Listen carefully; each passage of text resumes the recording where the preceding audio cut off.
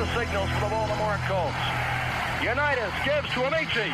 The Colts are the world champions. Amici scores. It's amazing, sensational, dramatic, heart-rending, exciting, thrilling finish in the history of college football. California has won the big game. 5 seconds left in the game. Do you believe in miracles? Yes! Unbelievable. This is Phil Steele. This is Mike Burnham. This is Wes Durham. This is Mike Ashley. Hi, this is Chuck Foreman, number 44 of the Minnesota Vikings. Woo, mercy, this is handsome Jimmy Vane, the Boogie Woogie Man. This is Coach Fry with Virginia Tech Football, and you are listening to Big Dog Sports Talk. Are you ready to rock? Are you ready to roll? Okay, let's do it. You're in the doghouse with Rick Watson on Big Dog Sports Talk, presented by Pulaski County Sports and Entertainment. Join us in the Family Fencing Studios and chime in on the McClellan Chiropractic chat line. He's keeping cool with help from Little River Heating and Air, but this show is straight fire. And now, the big dog, Rick Watson.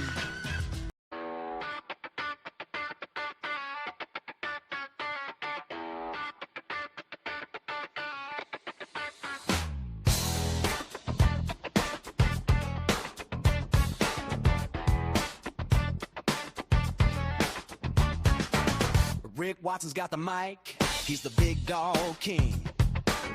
Cover sports so sharp, it's a New River thing. Virginia Tech fire, Radford pride too. Every stat, every play, he's bringing it to you. He's got that voice, deep as a valley, breaking it down, no dilly, no dally. Big dog sports talk, feel the bark, feel the bite. Rick's in the zone, every day, every night, from the Hokies to the Highlanders. He's got the spark, Big dog sports talk, lighten up the dark.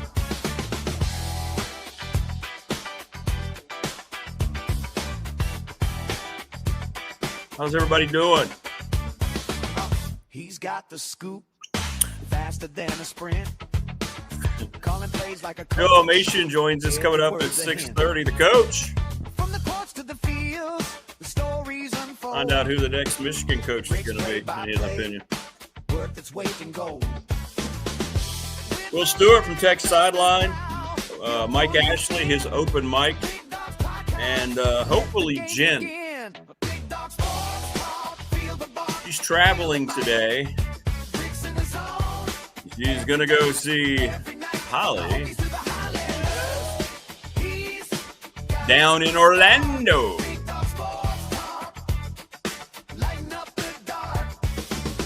Hit us up on the McClellan Chiropractic chat room. We'd love to hear from you. Also on the Professional Door Incorporated text line at 543-910-788. Hey, we're 4 months in, and I finally remembered. I got the number. Finally. How's everybody doing this morning? Morning, Paulie. How are you, Paul? Steven. What's up, Prometheus? You fire dweller, you. What's up, Steve? Where's our little Opal?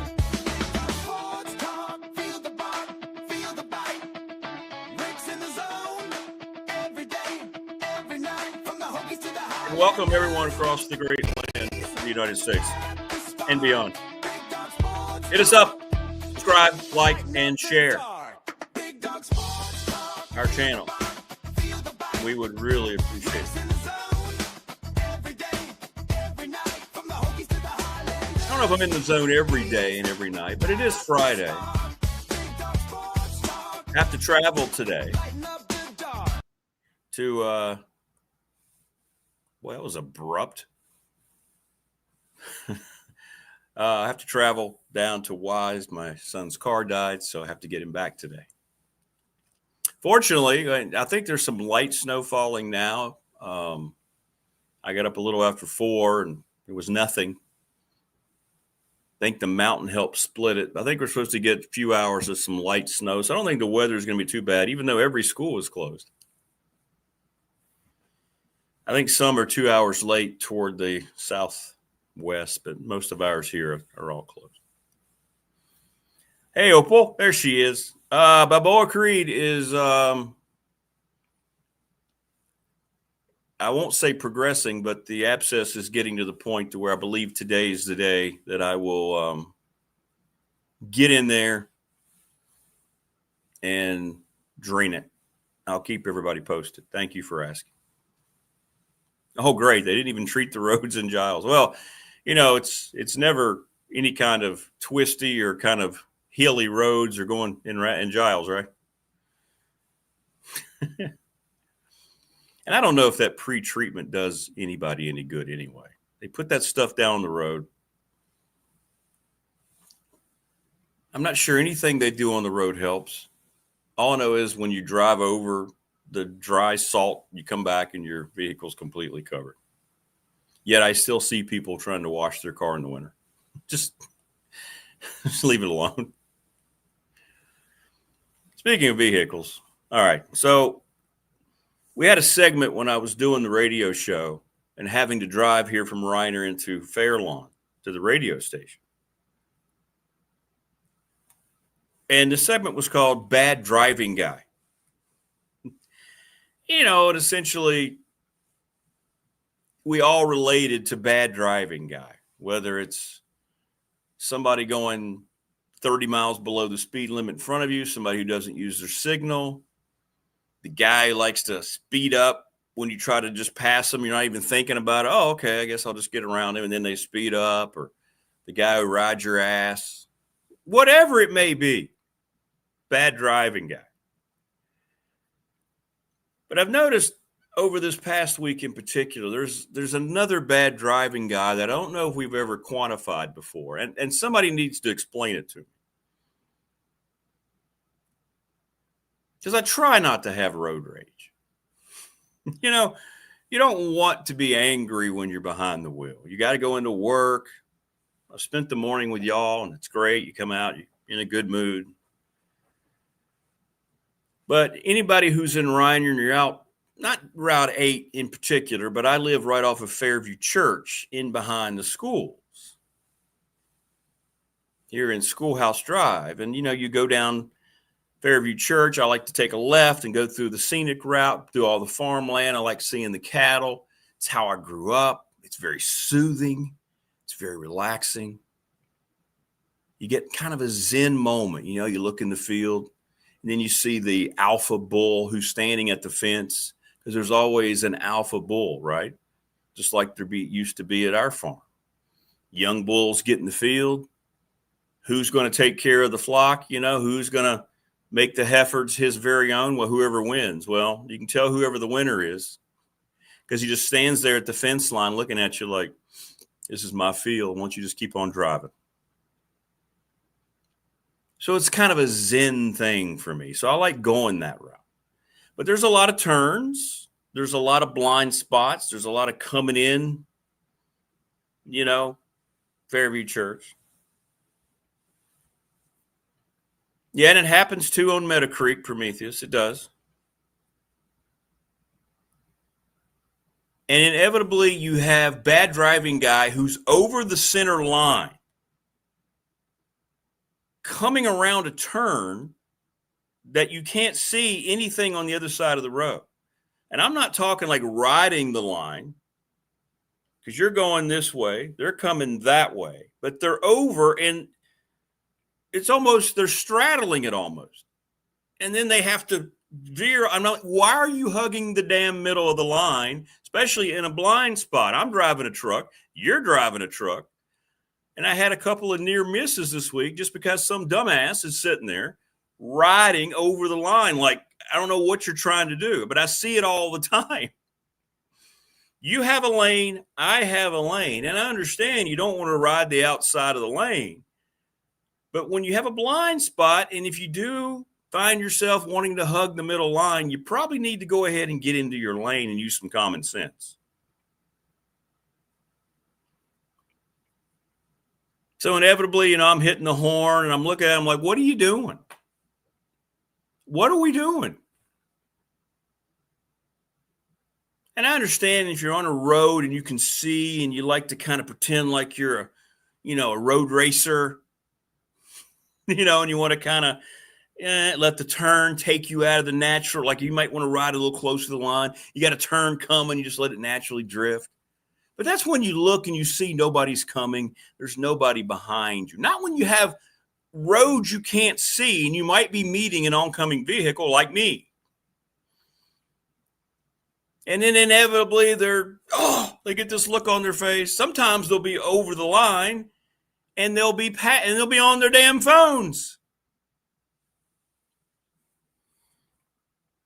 Stay on your side of the road, especially if you're on a road. By the way, blind spot's called a blind spot for a reason. It means you can't see. Hence the name. Crazy how it was named something that's very accurate.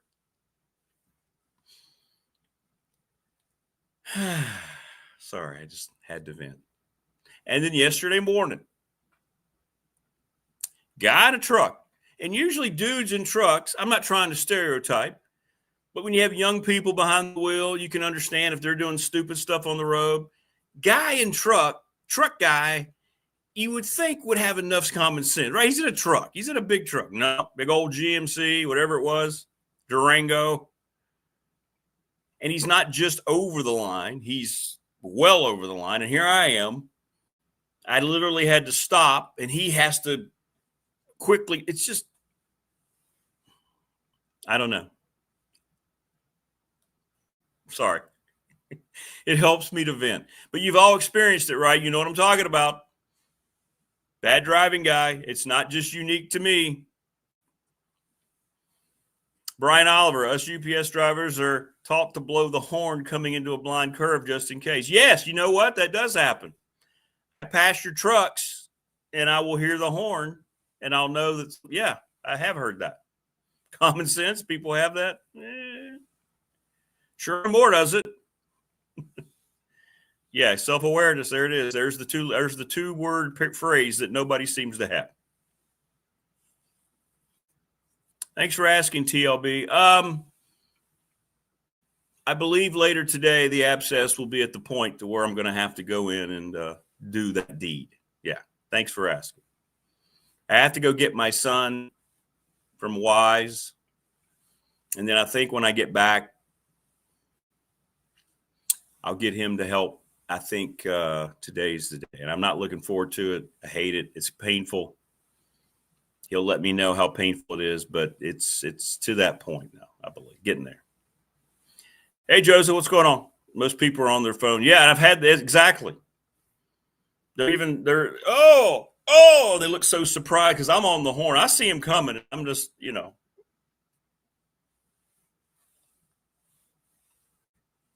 Nick saying you may need a full bodysuit while lancing Creed. Yeah, I do. I have some gloves because I had to do this about a year and a half ago. It's on his left shoulder. The last one was on the right shoulder. And I always refresh myself, by the way. I looked it all up and I read about it. I mean, and I know what to do, but I want to make sure that everything is the way it should be. So, yeah, I have that, and I'll put on like a thicker jacket because you're exactly right. I mean, he's going to be all after me, man. And I don't take it personally. He's gonna be biting me like I'm a critter out there in the wild trying to take care of his daily hunt quota for the day. He's going to have those claws, and it's going to be bad. And he's going to make noises that I hate to think about hearing, but it has to be done. Yeah. Opal says, I rode with someone who kept doing that. I asked him why he was riding in the middle of the road. He said, well, I pay taxes for both sides of the road. Yeah, you're also going to be paying for your own vehicle when you hit somebody and then their vehicle to get it fixed. And if you hurt them, you might end up in a lot more trouble than that. That makes zero sense, by the way. What a horrible explanation. So anyway, thanks for letting me vent, and thanks for checking on Balboa Creed. I will update you on Monday. Hopefully it goes well. I do not look forward to it, but things have to be done. Many people speculated that they hoped Jarrett Ferguson would be back as a strength coach. Well, that's not happening. Hey, Tina, good morning. How are you? James Franklin's bringing the Penn State strength coach, Chuck Losey. So that means Jarrett Ferguson will be out. Jarrett did a heck of a job, and he was building a great reputation. You know, people, and I told you this on the show, most of the time coaches that's the one position they will not compromise on their new staff. If they have somebody they're comfortable with, that's who's going to be the new strength coach. I was excited for Jarrett because, you know, he loves Virginia Tech and he knows what it's supposed to look like, you know. He learned from Mike Gentry. And I always look at the reaction. It was about 50-50 Penn State fans. Some were glad he's gone, didn't like the way the team looked the last couple of years. Some were saying it's a huge loss. So who knows? All I know is it's somebody that Franklin is comfortable with. And that's basically what the entire staff has been so far. Being familiar and comfort level. So there we go. I hate that for Jared. I really do. I hate that. Wait a minute. The guy you were riding with is a deputy sheriff, Opal? That's even more troubling.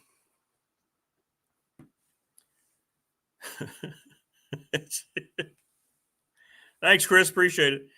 Yeah, well, we haven't done it yet, but it's more acute today. If he were down here, I would try to show you, but he's got a comfortable spot upstairs, and that's when I know he's not feeling good because he stays there most of the morning.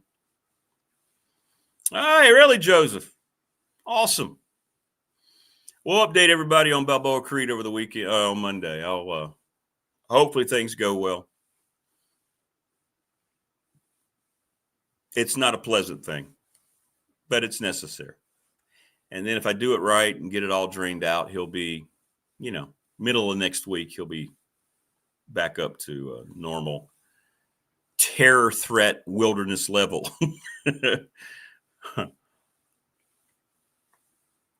UVA-wise is a very nice school.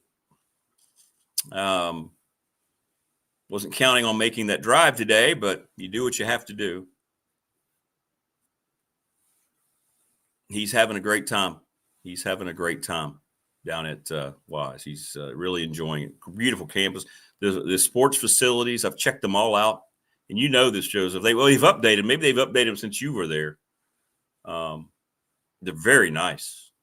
Very, very nice. Pretty good basketball team. They played Division II level. Football team struggled. Beautiful stadium. Baseball stadium. Softball, the field. They all have synthetic fields because they have to. They're up in the mountains and they get so much weather. Very, very nice. Very, very nice. Yeah, he could be, but I don't know if he'll take that or not. He might because he loves tech, but if you're the guy and you're going to come in and work with somebody you have no idea how they work, I think that's pretty tough. I think that puts, especially if you're a strength coach and you are a creature of your own habit and your own creation, I think that's pretty tough. Pretty tough ask for Jared. Yeah. He is a good dude. Yeah, I've met him a couple times. Jared's a good dude. Salt of the earth kind of guy. And a badass, too. Hey, Rodney, good morning.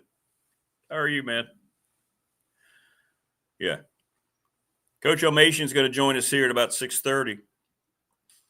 Because I don't think we can ever have too much of Coach Elmassian. Coach Elmo, talk about Michigan. It's a Michigan thing. And now, of course, shocker, ESPN has decided to turn it into a racial thing, and now they're saying that it's all mental health, that he was suffering from mental health. And this is exactly what Dwight said yesterday was going to happen. I almost texted Dwight, but I know he's disgusted. Abusing people who actually have mental health issues to try to get this guy, and everybody's running excuses. Adam Schefter for ESPN because he's a Michigan guy. Well, there was an agenda out to get him. He said this with a straight face. No. This guy actively screwed around with his wife and his kids, got caught, tried to extort her, did extort her, gave her a bonus, a big raise to keep her quiet. She found out he was messing with other women, so she blew the whistle. Then he went to her house. That's been confirmed by police. Threatened her, had her at knife point.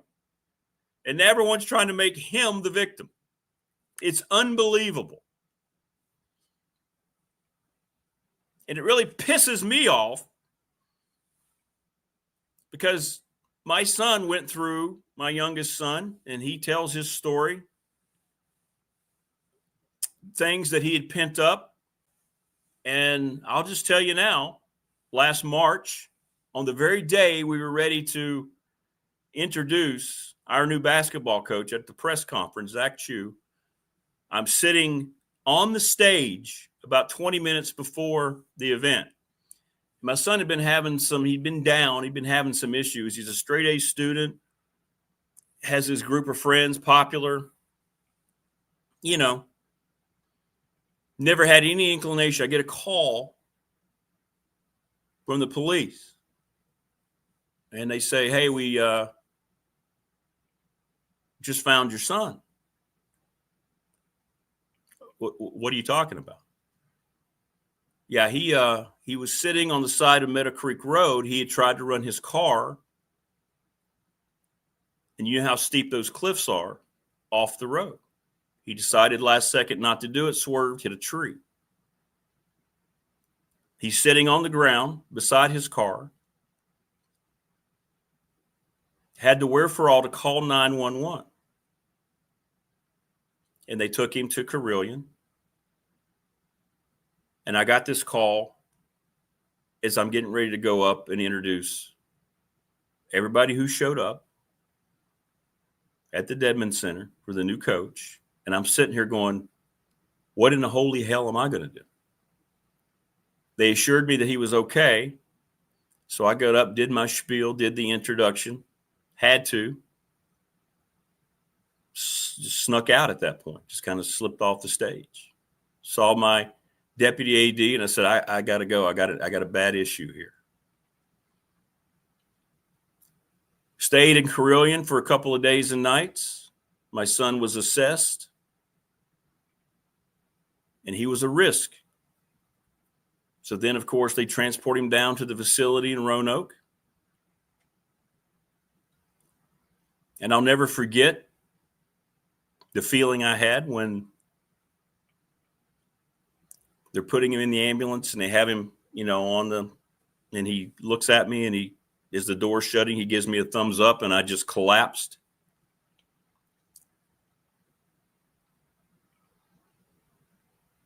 I just collapsed. The nurses all huddled around me and helped me. And he had to stay there a week, go through the doctors, get on meds for a while, and you never saw it coming. So this is something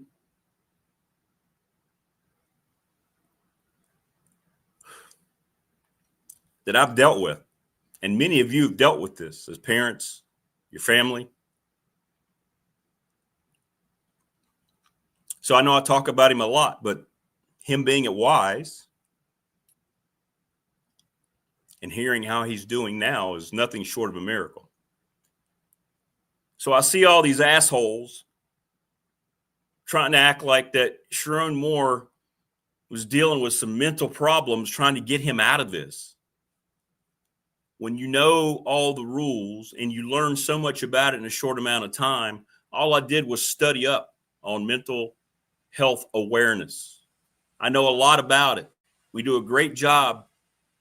Chad Hyatt and our medical crew down at Radford, we have a whole department now. And I see kids struggling. You know what it looks like, or you don't know what it looks like because it just happens. I blame myself for 4 or 5 months because what did I not do as a parent? There are no rules for people who have mental health issues or emotional problems that lead them to decisions that my son made. And thank God he made a counter decision at the very end.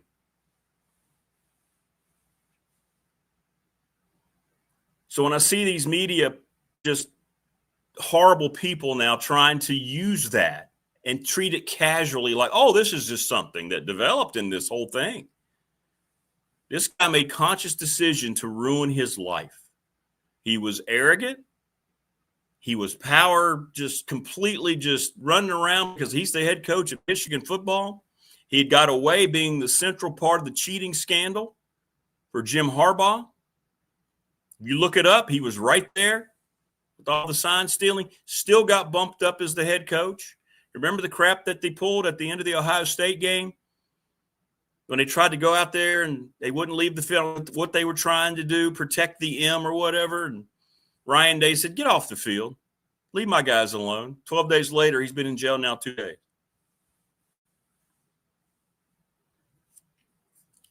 And now I see all these people trying to say, oh, clearly he had mental health issues.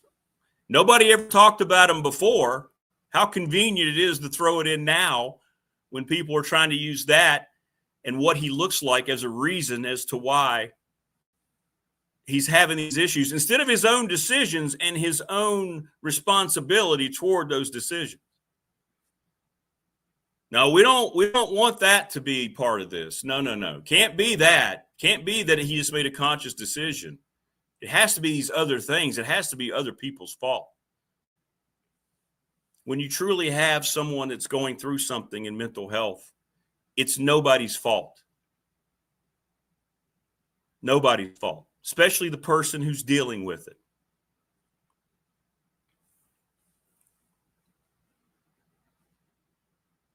So that story is taking a twist, and it's exactly what Dwight said.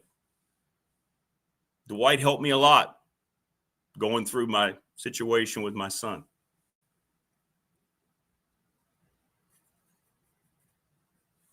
But it's exactly what he said and why he gets upset. He's a therapist. He deals with it all the time. All he's done is dedicate his life to helping people. And he said it yesterday. He goes, you watch. This is exactly what's going to happen as the day progressed. This is all you saw.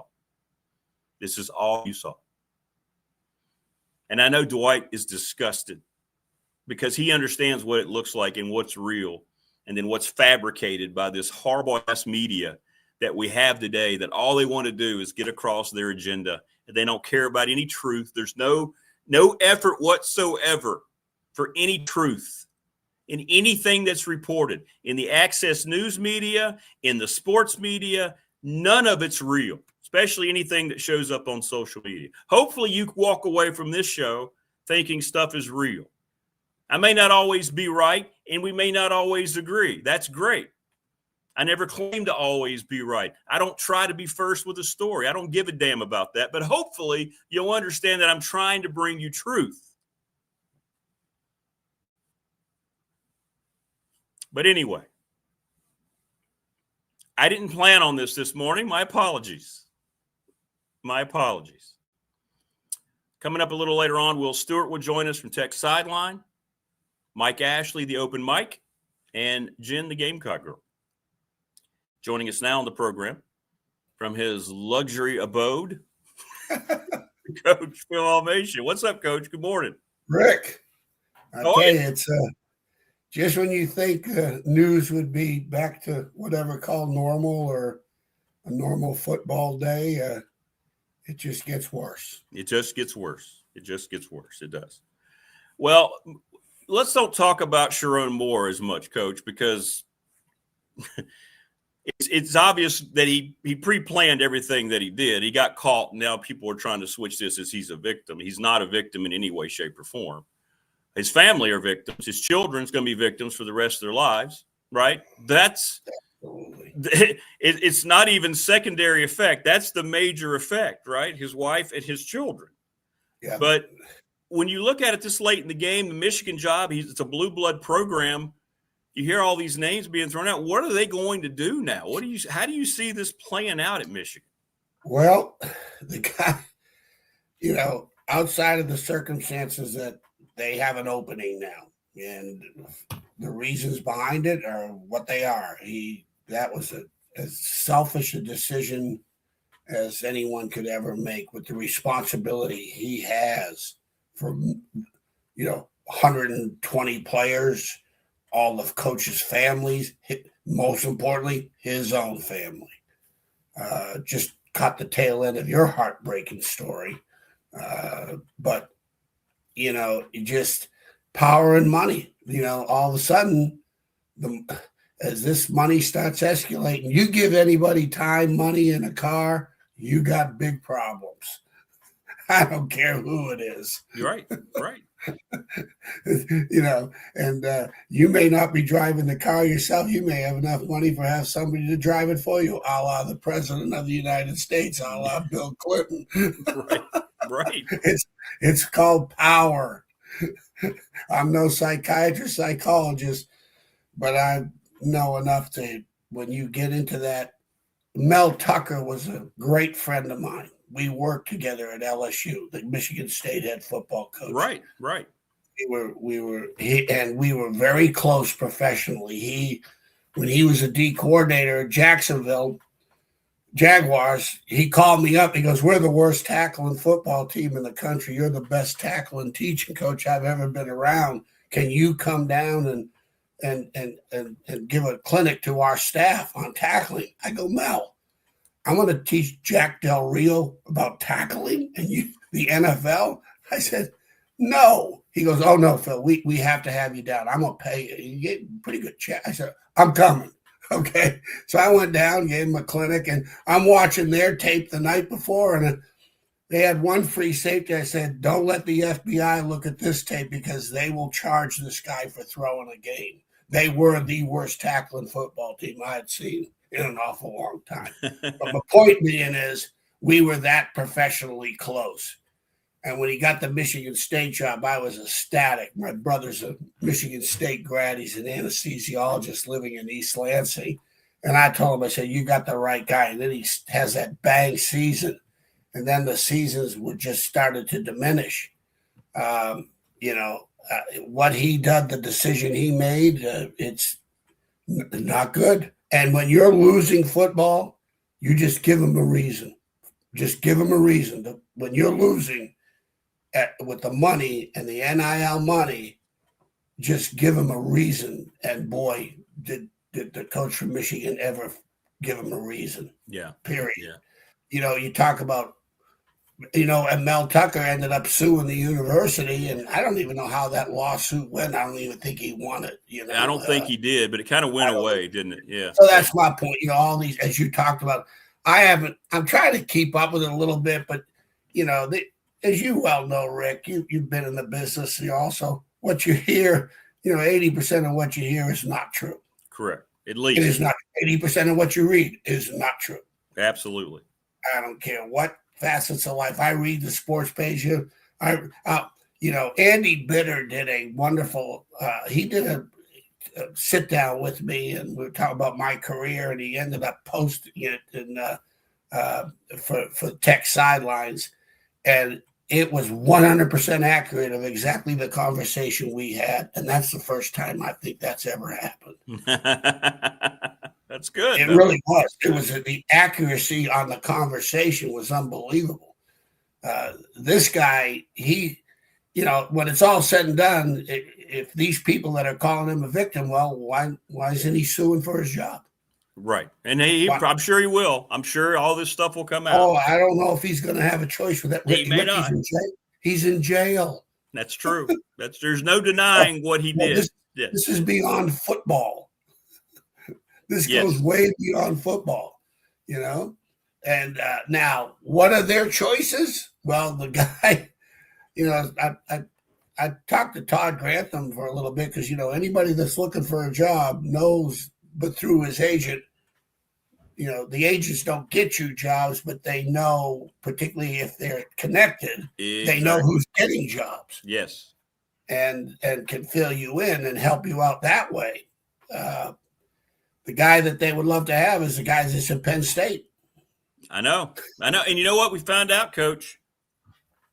Penn State got widely criticized because they couldn't hire anybody, right? Well, this has apparently been known for the last 2 or 3 weeks that this was going to come down. Like people were anticipating, agents knew that, well, there's going to be a change at Michigan. Grantham's told me back early November, he goes, "I'm hearing some rumblings around Michigan that there's some stuff going on." He goes, "I'm not sure what it is, but watch out for that job." And sure enough, so that Campbell did indeed, he was their target all along, their main target. Now, I don't know whether any of this is true, right? But that they wanted to make sure he was clear of Michigan. And then when he realized that's not something he wanted to do, then he decided to take that offer. So it's interesting.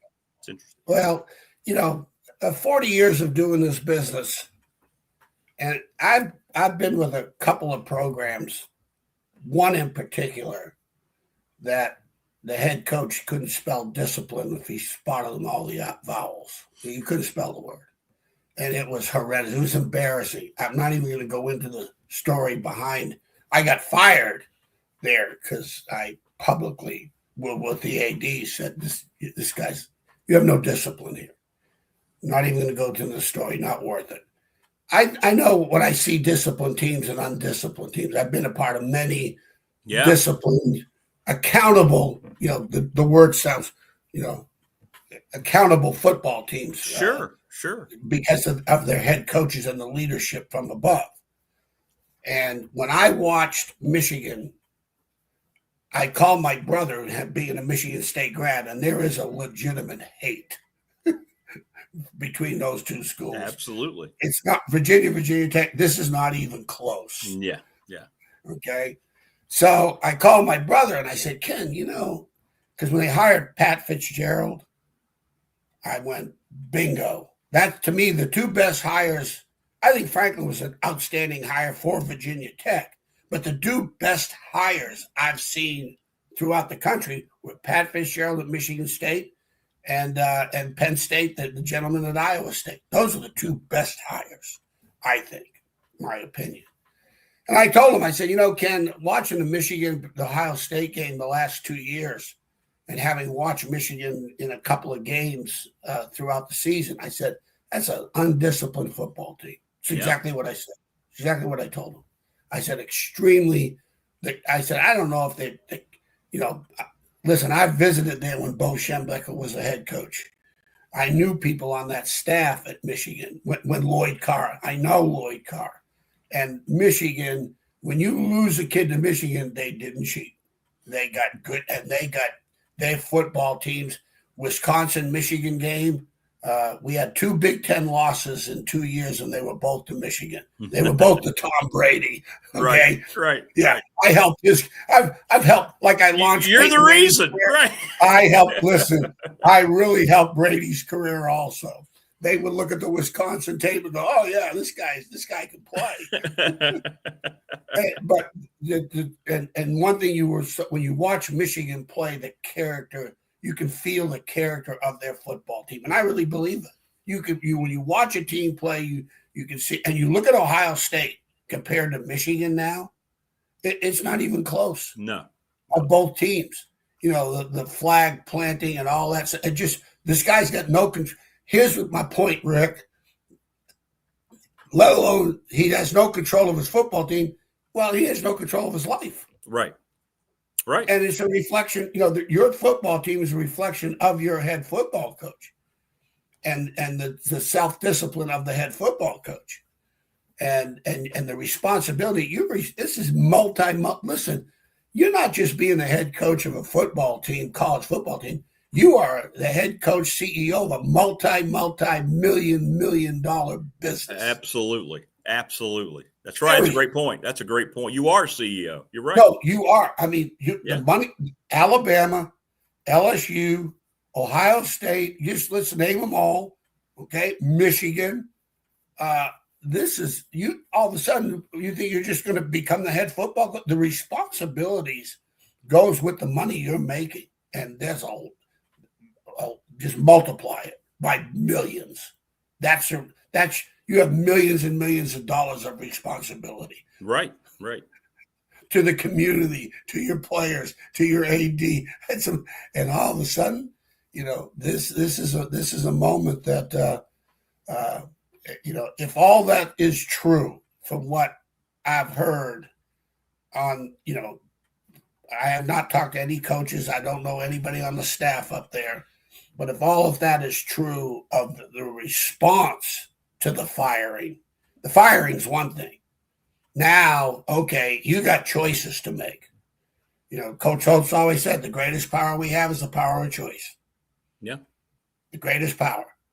Okay. And you got choices, and you got two choices. You can be positive about it, or you can be negative about it.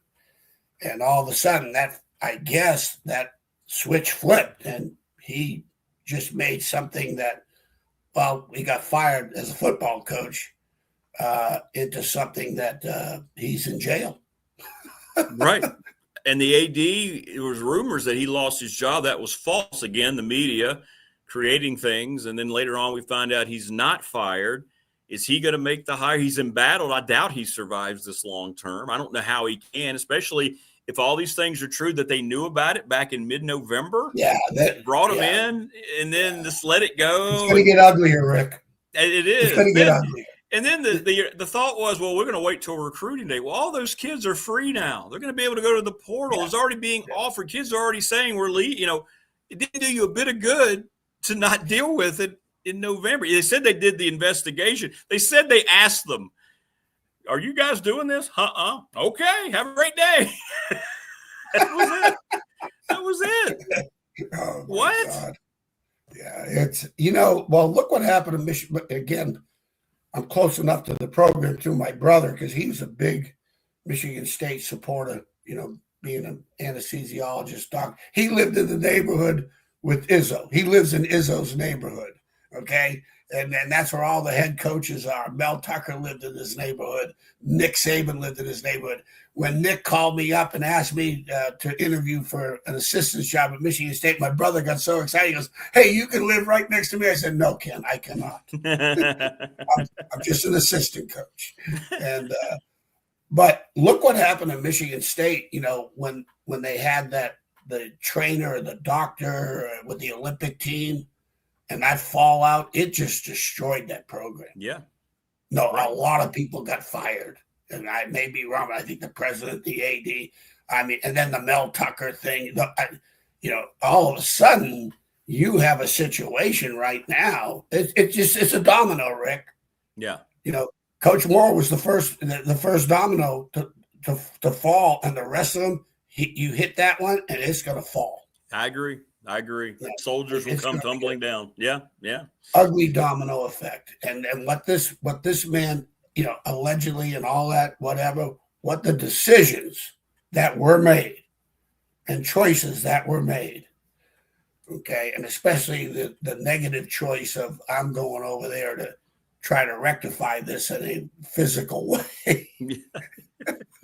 Well, the agent, yeah. The only truth that goes on during these coaching searches are from the agents.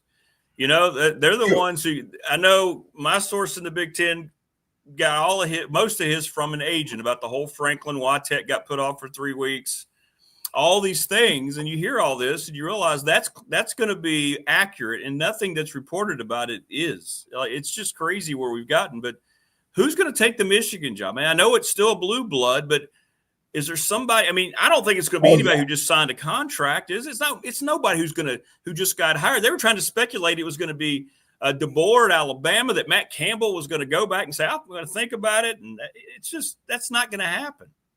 Rick, I've been coaching. People say, well, you had a lot of jobs. I said, I don't do necessarily jobs. I do conferences. I've been in just about every conference in the country. ACC, Southeast, Big Ten, the old Pac-10. And I'll tell you, the Big Ten, there's nothing like it. I'm just telling you. The SEC is exciting, you're going into just the excitement of the 3:30 game as a coach. It really was. It was a great experience. But Big Ten football, outside of Northwestern, every stadium is full.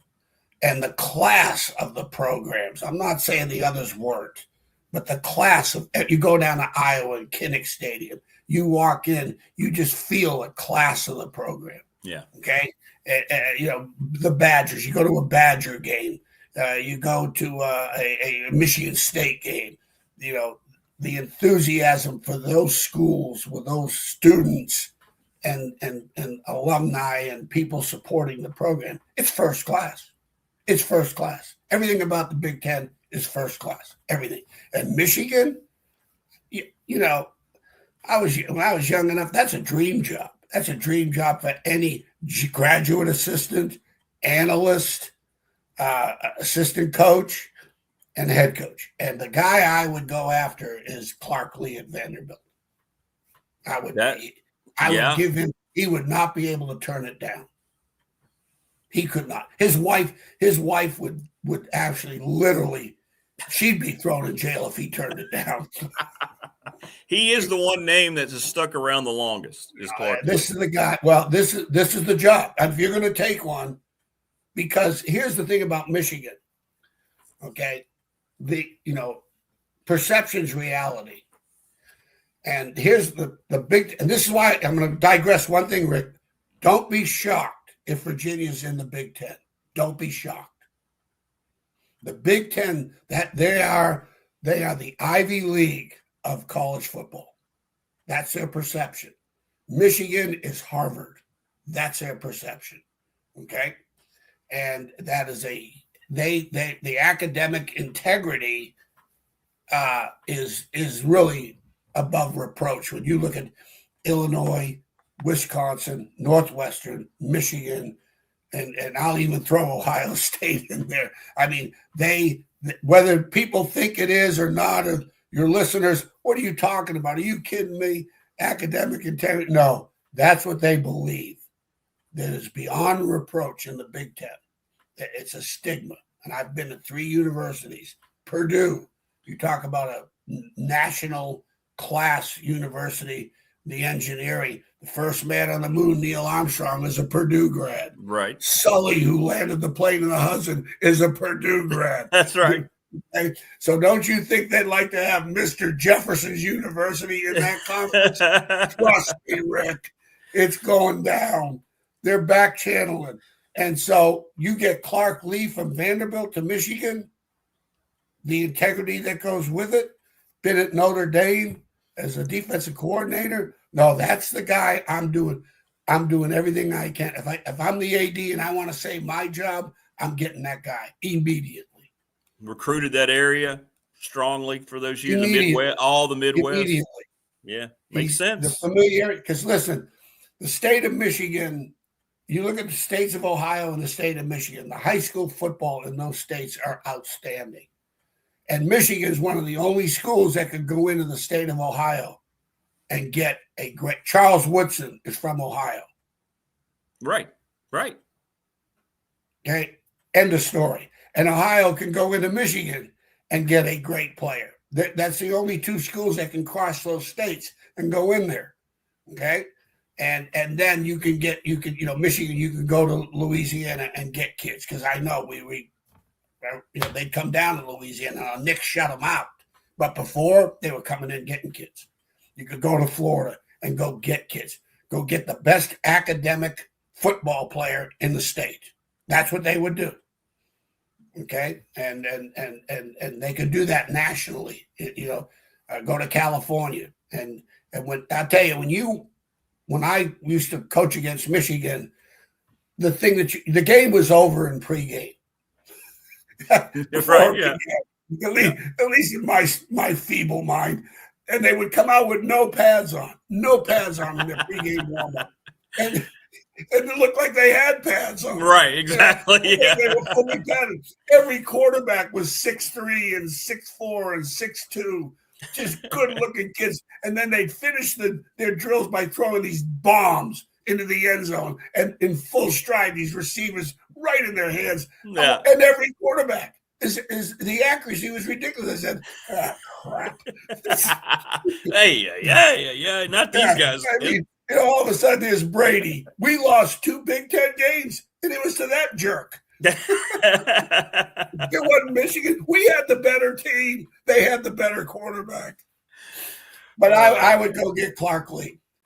Makes sense. Makes sense. And if I couldn't do that, Dan Lanning from Oregon, another guy, just because of you got to get it. You got to hit just like Michigan State with Pat Fitzgerald. Now, he won the lawsuit.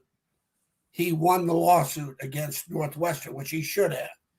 You talk about the hazing incident. My whole thing. Listen, he got fired because his last year is a bad record. Now that's a fact. Yeah, they weren't good at the end, were they? They were not good. I believe for him. Yeah. They just wanted him fired, because if that hazing incident, and I'm not going to diminish that, but if it's that bad, if it was that bad, it took him 5 years to figure it out. Yeah, talk about administration failure, right? Yeah.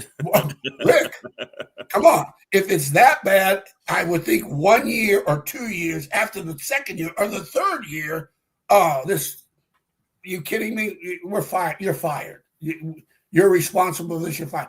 It took them a losing season to figure this out. And so, now if they just want, now I think the head coach of Michigan more, they probably would have fired him if this incident hadn't taken place, if he had, lost a couple of games this year. But I just think that was not the Michigan teams that I know and I watch in the past, even off the TV games, because I told my brother, I said, this is a bad character football team. Not that they're bad kids, or the kids have bad character, but the discipline on that football team is, and that, you go buy a quarterback that's going to Louisiana and outbid LSU for the quarterback. That's not Michigan. That's not Michigan. It's like Notre Dame. Notre Dame's going to have they're going to have a salary cap after a while. Yeah, they will. They're going to have to. This is not basketball, Rick. This is football. Your quarterback's going to be as good as your O-line, as good as your running back is, as good as your receiver is. I mean, and Indiana can go get the Mendoza kid, probably for lunch money. No. Okay, and they go buy the kid that committed to LSU as the freshman, and he's the talk of the town. And you look at the Heisman Trophy winners. Who were the preseason Heisman Trophy candidates? Manning, right? Yeah, that's Manning true. Was one. The kid from LSU, Nussmeier, was one. Yeah.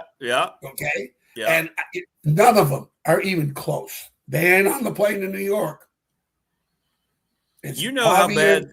Yeah. No, you're right. And I was going to follow up on Indiana. You've been in that, that league as well as anybody, Coach, and you know how bad Indiana has traditionally been. Listen, how in the world is this not the greatest coaching job we've seen in the last? I don't know how long. Let me tell you, Rick. When I go down certain teams that through my career, I said, okay, Miami. I was at East Carolina. We lost to them 13-12. We had the ball on the 1 yard line, going to win the game, and pass was broken up. Well, I'm at Syracuse.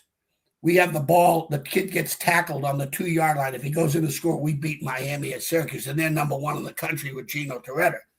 And the '83 Miami team that I was talking about at East Carolina, they went on to win a national championship. So I'm 3 yards short of beating Miami. 3 yards on the two greatest teams they've ever had. Okay? I've never beaten them. Never beat Miami. Beat Michigan once. I'm going through all these teams and I watch TV. I go, nope, never beat them. Never beat them. Indiana comes on, never lost to them. And that's at different schools. Purdue, the old Oak and Bucket, Minnesota, with a bad Minnesota team, and in the Independence Bowl, playing Indiana, Virginia Tech, never lost to them. Never. How has he done it? He's got 3-star recruits. He took a bunch of JMU kids. He doesn't have 4- and 5-star guys. He unearthed Mendoza. You just said it. How has he done this so quick? It's remarkable. I don't think we pay enough attention to the job that he's done. Well, his dad was a heck of a coach. I mean, his dad, Frank Signetti, was really a great coach. He just followed Bobby Bowden at West Virginia, and that was a hard act to follow. And Nick Saban was on that staff back in the 70s. Gary Tranquil was on that staff, and Frank Signetti staff. I was coaching the University of Richmond, and we would play those teams back in 77, 76, 78. That was Daddy was the head coach of those teams. And so he's a son of a coach. Just like quarterbacks, you're a son of a coach. And then I'm sure anybody who spends next time you talk to Todd Grantham, I really believe he'll echo the same thing. You look at all the coaches he's rehabbed, Sark, Lane. He brings these guys in and he rehabs them. And anytime you get a part of his system, if you can keep his personality out of your personality and just take the system with him and do it within your personality, a la Barry Alvarez with Lou Holtz. Most of Lou Holtz's head coach, guys that went on to be head coaches, didn't make it because they'd all try to be like Lou. Barry never was like anybody but Barry Alvarez. Okay.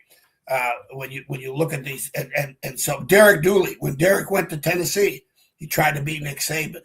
Okay, bring that process with you, but keep your personality. And right. I know Derek real well. Played for us in Virginia, and everybody that coached with him was miserable, and it didn't work.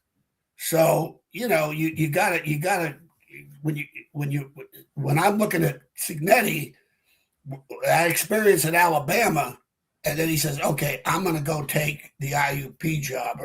And I know in the recruiting part of it, I'll guarantee you he is involved in that. See, a lot of 70% of the head coaches are really lazy.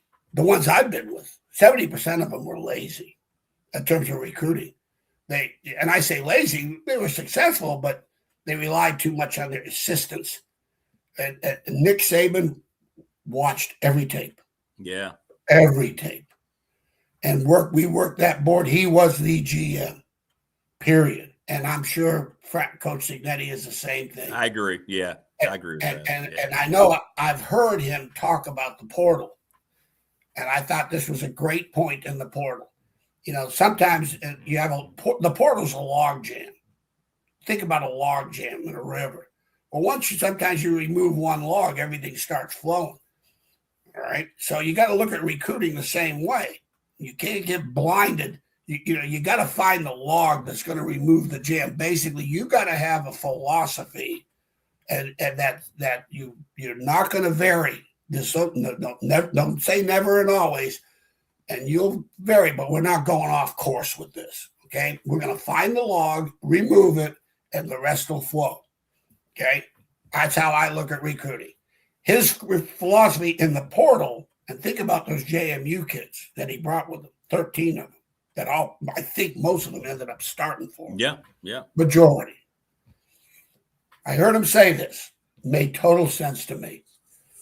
He wanted, when he went in, as he said on a podcast, when he goes into the portal, minimum of 18 starts.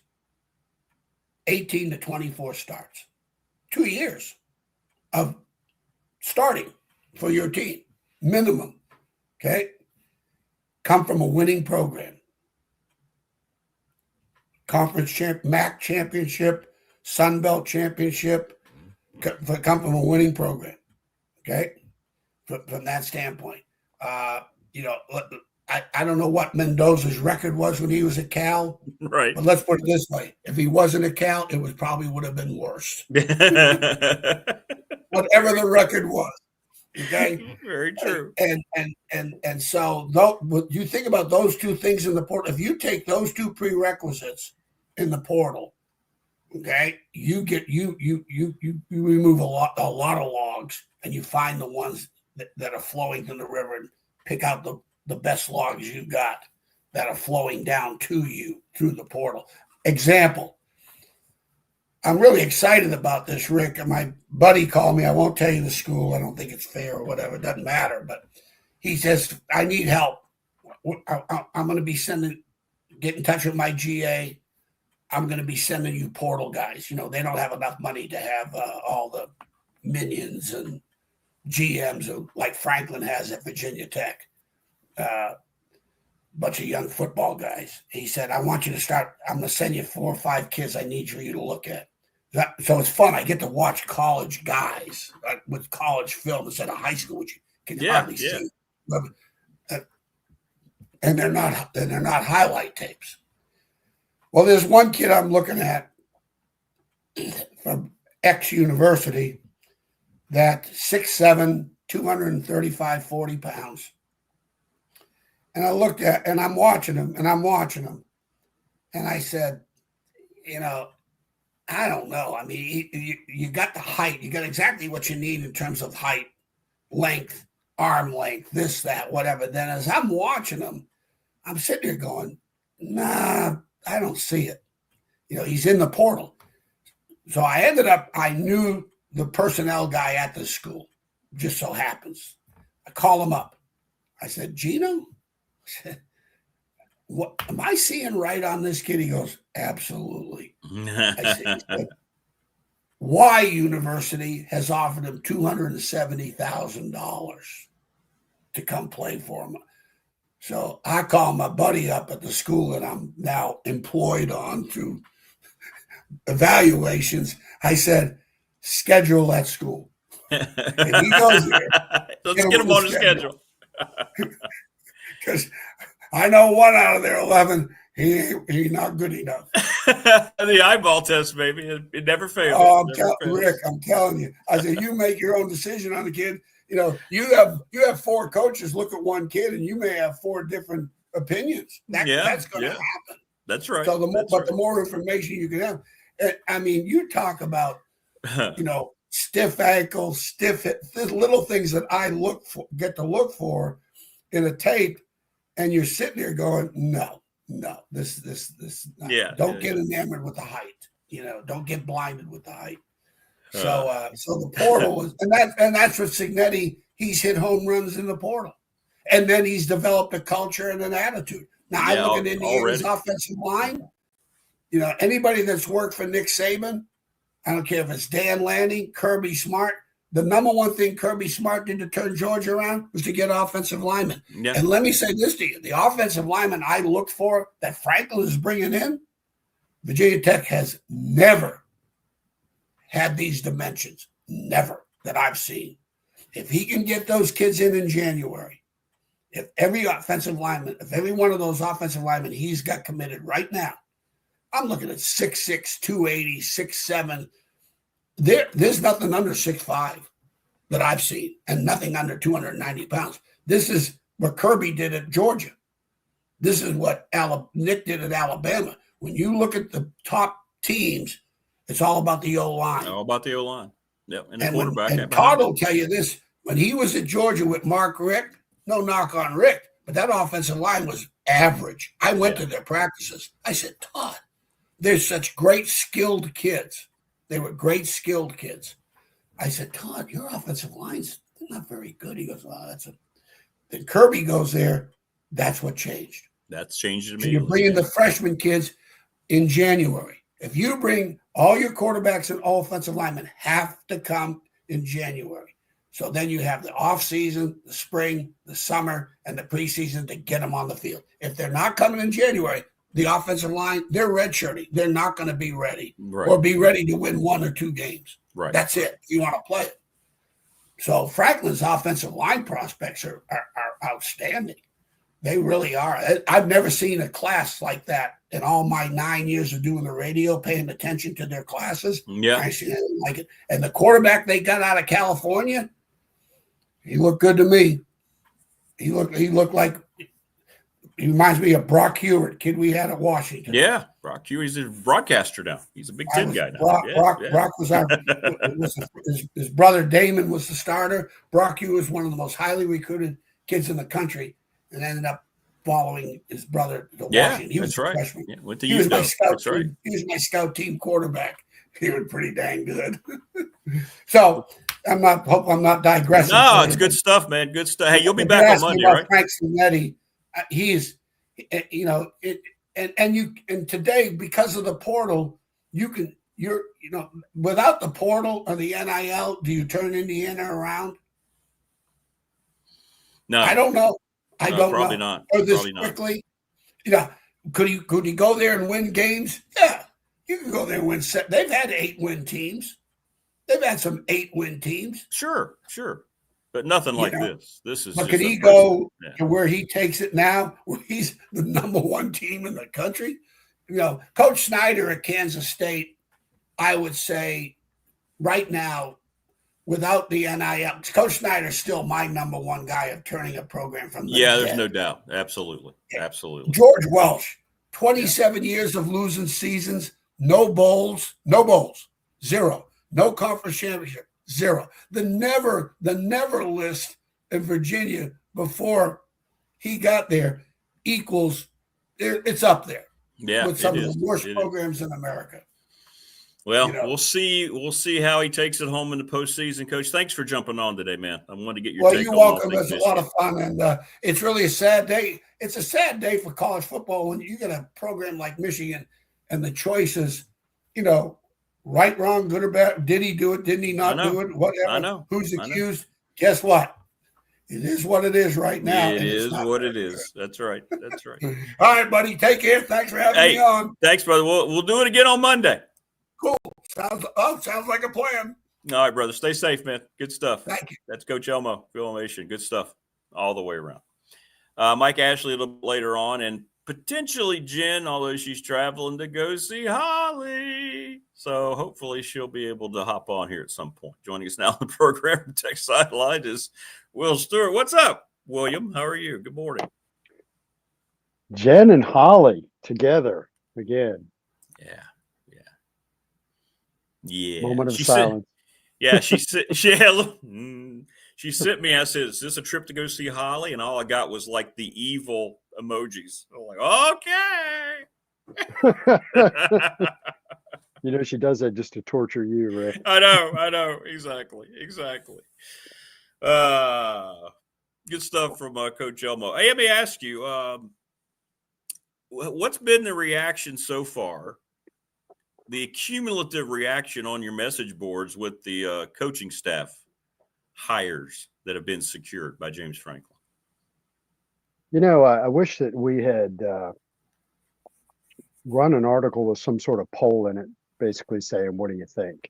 Those kind of polls are hard to run because there's so many options about what you think. And there's so many nuances and things like that. James Franklin, with part of the fan base, has already spent some of the capital, the goodwill capital that he built up. You've always got a portion of every fan base that doesn't matter what you do, it's not good enough for them. And those people have their first bone to chew on, right?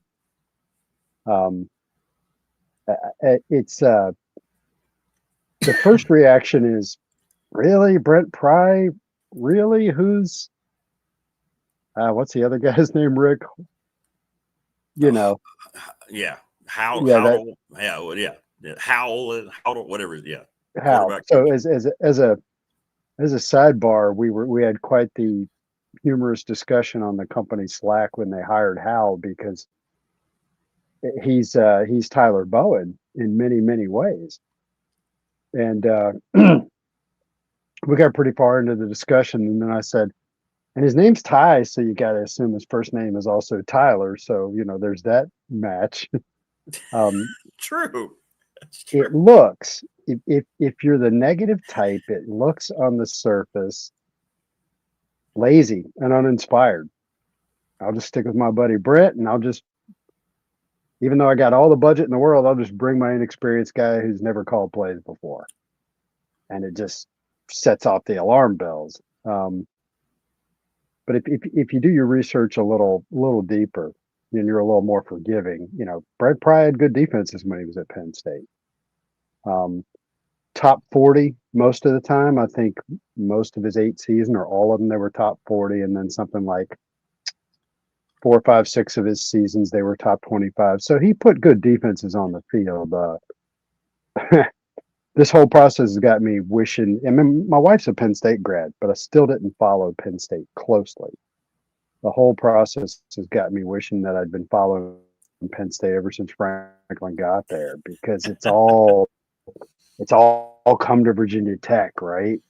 And I could be so more educated as a Virginia Tech guy if I just covered Penn State closer. So anyway, it's some grist for the mill for those that like to be negative. And Howell, I don't know what to say about that. He's got a reputation as a good recruiter. And James Franklin has a reputation of prioritizing recruiting over pure straight up X's and O's acumen. Correct. So last point I wanted to make about all that is that, and Chris Coleman covered this really well in an article that he wrote, Franklin he's taken some risks on coordinators in the past at Penn State. He's gone outside his bubble and spent a lot of money hiring people and then regretted it, and so I think Chris wrote an article that the title was something like, James Franklin sticks with what he's familiar with, returns to familiarity, because he has at Penn State, he's gone outside his group and hasn't liked the results. So I think that's what this is. But he did spend some goodwill with some of the fan base, and as always with coach hirings, you just got to kind of see where it goes. I don't know if that's much of an answer. It's kind of a rambling. No, it's good. I think it's fair because we talked about how hard it is to find a head coach, much less Mm-hmm. for that head coach once he's hired to make sure, they bring in the staff that is going to work for them, right? I mean, because all these coaches on all these new hires, I think I saw yesterday 19 new hires amongst the FBS. It's just crazy. So all these guys are looking for coaches. So it's got to be even harder to fill out your staff, right? The way you envision it, at least.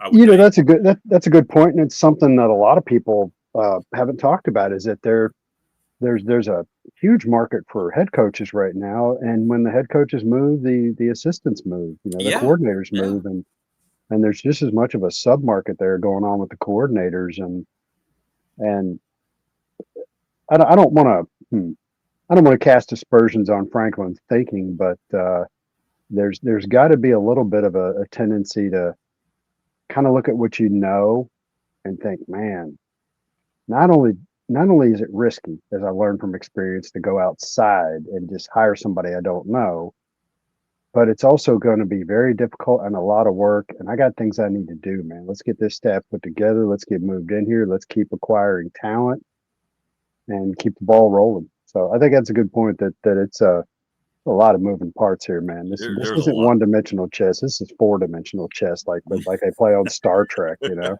exactly.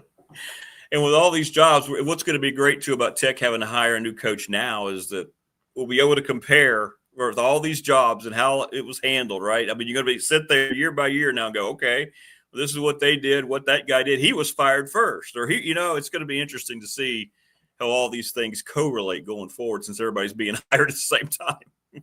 Oh man, we've got going all the way back to the Fuente hire. Chris ran a poll presenting something like 10 candidates back then, and fans were allowed to pick their top 3. And it's really interesting to go back and look at that stuff. Tom Herman was coaching at Houston back then, and I think in the Chris Coleman poll that goes way back then, I think Tom Herman finished at the top. So you're right. 10 years later, you get the perspective of what happened. Yeah. You're like, wow, Tom Herman, who was that? And then in the Brent Pry hiring cycle, I don't remember who won who came in first in the poll back then, but Chris actually put Brent Pry in it, and Pry finished last because nobody knew who he was. I think I remember that. Yeah. But it's always interesting to go back and just see everybody's career arc and where they went and all that stuff. And so I wanted to throw some trivia out there because I was listening to Elmassian talk, and you guys were talking about Signetti. My sister-in-law sang in Kurt Signetti's wedding. My wife's family is from Indiana, Pennsylvania. Signetti married a woman from Indiana, Pennsylvania that some members of my wife's family went to high school with or something like that. I think he coached at IUP for a while. So was I clearly saying Indiana, Pennsylvania? Yes. So that's where my wife's from. All right. So that's an interesting little bit of trivia. They don't really know the Signettis. I got a brother-in-law that does have his phone number and text him because when Signetti was coaching at IUP, my brother-in-law is from Indiana, PA, was a big supporter of the program. So I got somebody in my family that's got Kurt Signetti's phone number in their phone. Let's get him. Let's get him on. Let's get him on with me and you. That'd be great. Man, that is unbelievable what that guy has done. It's unheard of. If you look down the lineage of college football, given what Indiana was, I don't know whether he can maintain it long term.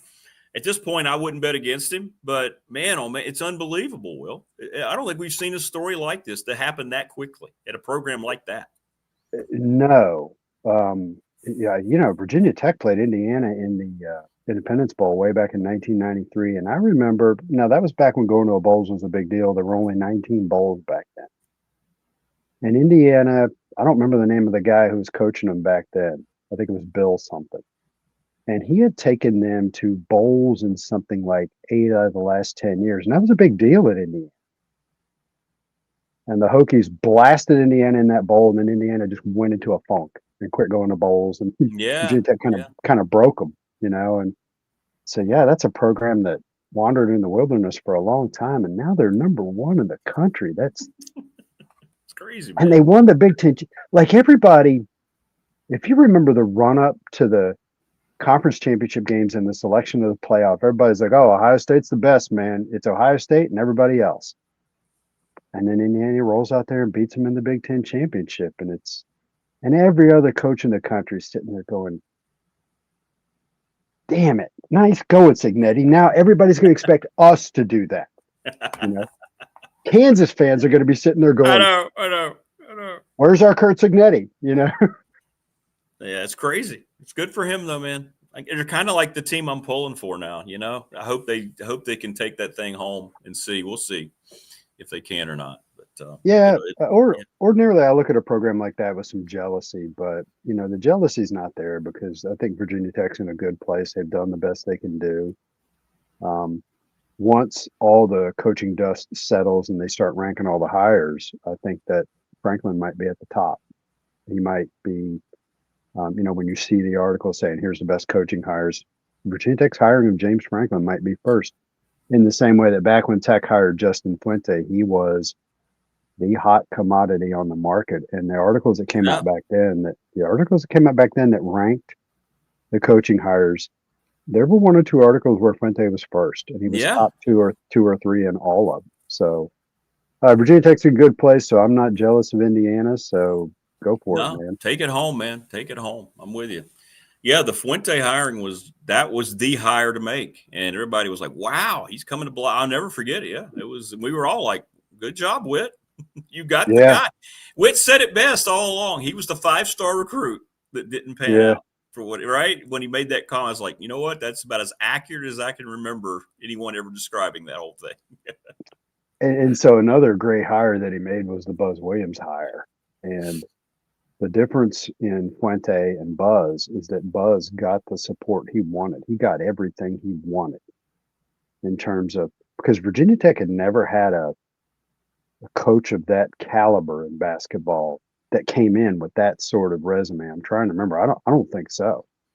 And they had certainly never supported a basketball program like they supported Buzz Williams. Buzz was the first guy to show up and put all the chairs on the floor and have more staffers than he had players. That was the first time that happened at Virginia Tech. Look what Buzz did. Buzz took him to a Sweet 16. Right. And that was the year that Justin Robinson got hurt and Chris Clark got kicked out of school. If Clark had been on that team playing for them and Justin Robinson had been healthy, that was a national championship caliber team that Buzz put on the floor. Because they beat UVA that year, and UVA won the national championship. That's how good Virginia Tech basketball was. And the point I'm making is that if you make a good coaching hire and then you support them and you don't undermine them, long pause, then then you can win a lot of games. Do you think maybe looking back too, and I know how when Fuente handled the way they handle things, they shut it down, and that's what's unfortunate so far. It sounds like what's what Franklin's doing too, but a lot of people are saying, you know what, maybe he got undercut more than we thought, right? While he was in Blacksburg, that it wasn't just all Justin Fuente failing, that maybe, like you said, he didn't get all these things that maybe he needed to come in and be successful because of politics around certain people at Tech at the time. I don't know. Some of it was politics and battling the old guard.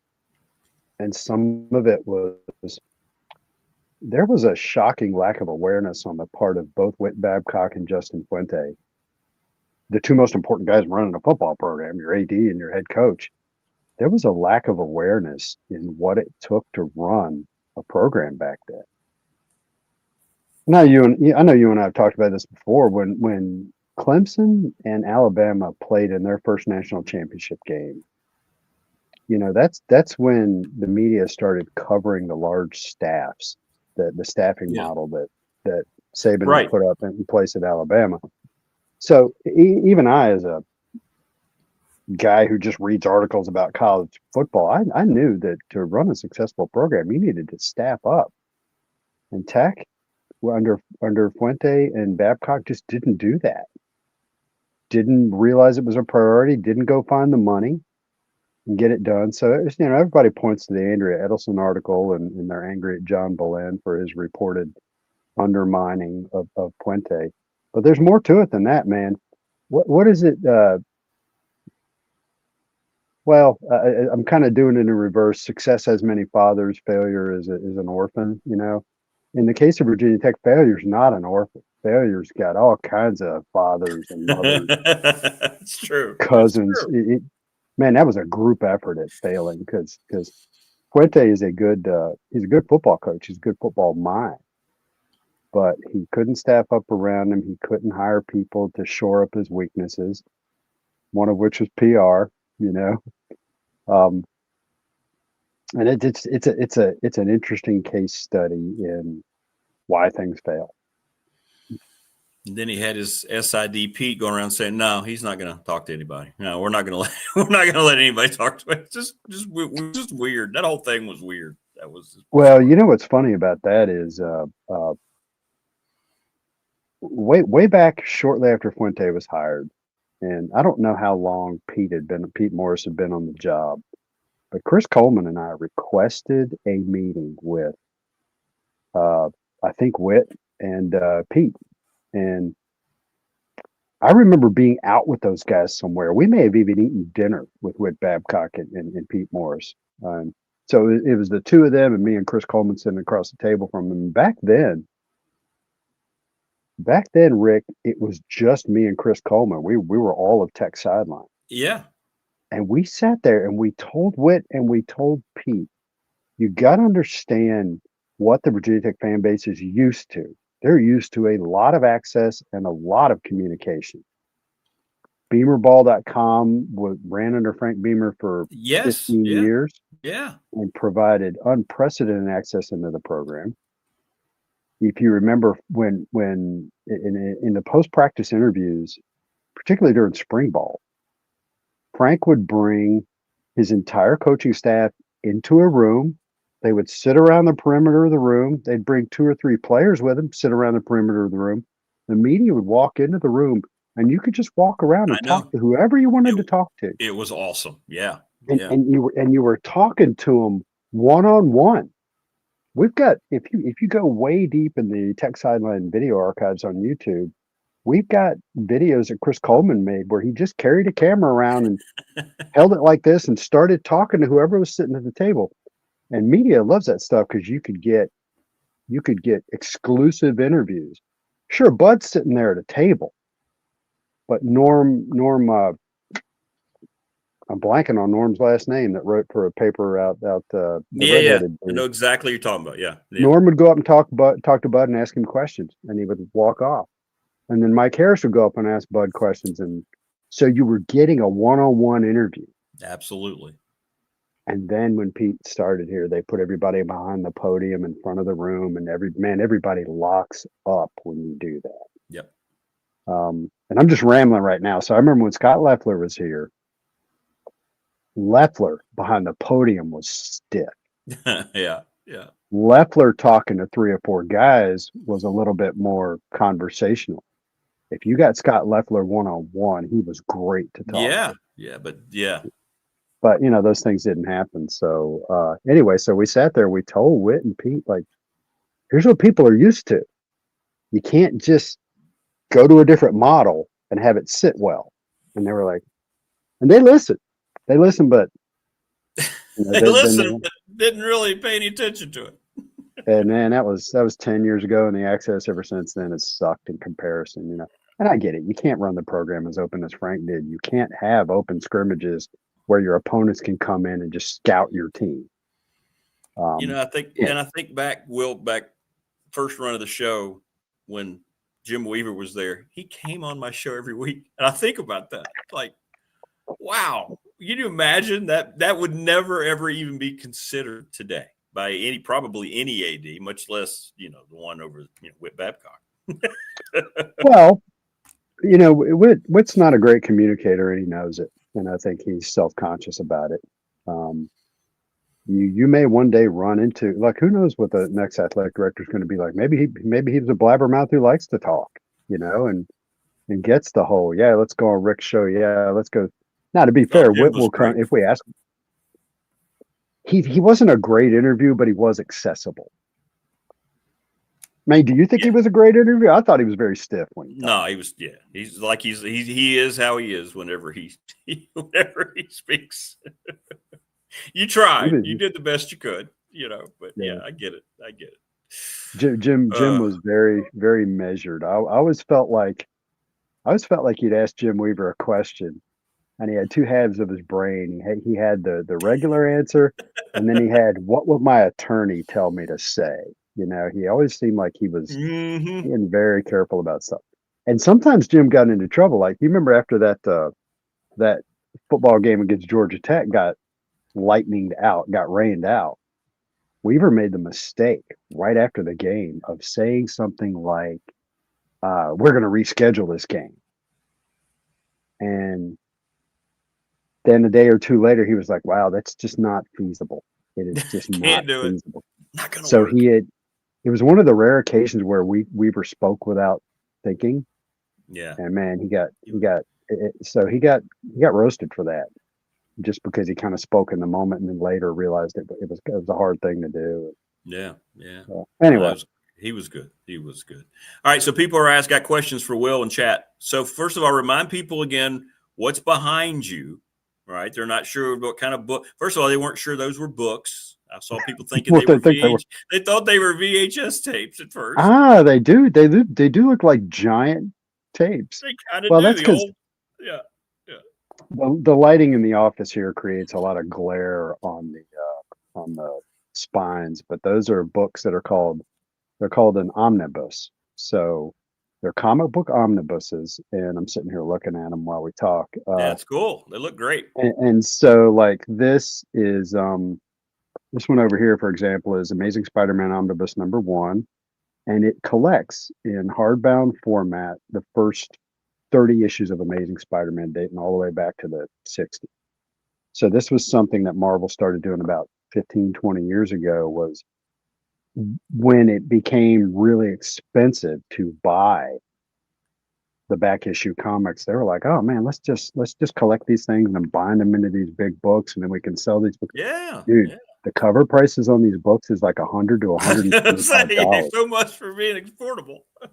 Yeah, well, that said, if you're getting 30 issues for $120, it's $4 an issue, which is on the back issue market. So I got Spider-Man all the way back here, and then I got some Avengers. Good stuff, man. Yeah, I got a lot of stuff. So, and what are you drinking? Like, you're not drinking your Mountain Dew. You got a cup today. They're asking about that. I was going to make a joke, but I won't do it. There's Diet Mountain Dew in there. I just poured it out of the can. Oh, okay, gotcha. So, you know me, folks. Yep. Getting started early here on Friday.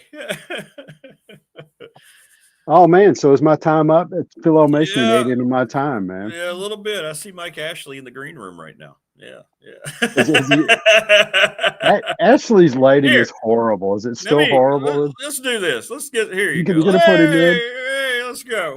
There he is. See that guy? Yeah, his lighting. What's he got behind him right now? I'm not sure. Can you hear me? Yeah. Yes. Oh, okay. Yeah, I fired my lighting guy, but I got. It's early in the morning here, and I have no place in my Delaware palatial estate. By the way, this is the Fortress of Solitude versus the Bat Cave that fans saw before. So yeah, here you go. Anyway, yes. I'm trying to use what my wife refers to as my bulbous head to block the sunlight behind me. And by the way, dude, I'm very jealous of your omnibus. You know, for me, an omnibus, I thought that was the size of the mass transit I had to ride on. I didn't, didn't know anything about that. But yeah, I'm an old comic book guy too. Well, I hope you've got that too. So I always told people, for me, when I came out of comic books and looking for something else, I went to another fantasy world, sports. And I used to write my own comics, by the way, which shall never be seen again by human eyes.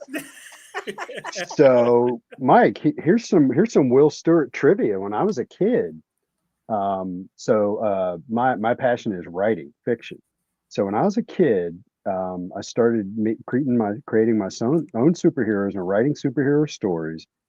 And in 6th grade, I created a 4-member superhero team that was this mashup of the Fantastic Four and the X-Men. And over the course of the next 5 years, it's like sitting right over here somewhere, I wrote 1,000 handwritten pages of this superhero team's adventures. That's cool. So you talk about writing your own superhero stuff, and both my sons read the entirety of it growing up. Now, how old were you when you were doing that? Started when I was in 6th grade, and then wrote that way too long. Like I continued to write that stuff through 11th grade. When I hit page 1,000, that's when I retired it. And so what I did was each 10 handwritten pages was an issue. So I had issue numbers, so that I wrote 100 issues, 1,000 pages, and like I said, yeah, that's it. That's a stack sitting right there on my desk. So that's cool. I love reading that stuff. Yeah, it's fun to look back at it. By the way, the busted clipboard that I used to use to draw, and that was my weakness, was the drawing. People make fun of me. I've got this thing I've had it since 2nd grade. It was one of those blue cloth bound ring binders that my brothers had, and I inherited, and eventually it started falling apart. So I just ripped the part that had the clipboard on it off, and I still have it, and I do my crosswords at the beach under the umbrella with it. So we stay connected to our roots, don't we, Will? Yeah. Cool. So you got the bucket hat, and do you put the white stuff on your nose? And no, umbrella, floppy hat, or some other hat. By the way, I just retired my Bloomingdale's hat, which had been a bright royal blue, and over the years became gray. So the new hat, I think now I've got my Terrapin Times hat lined up for this summer. My year covering the Terps. I like to go, and look, this is the thing a lot of people don't get, but I know you guys do. You wear your sports stuff, whatever, and it's always a conversation starter with somebody, or their stuff is a conversation starter for me. And, you just meet people so easily when you're representing, for your teams and stuff. Yeah. So I was across and get to the Lakers. Yeah. So I was at a comic book show Sunday, Rick, down in Charlotte, one of the Charlotte Comic Cons, gotten where they run it like 4 times a year.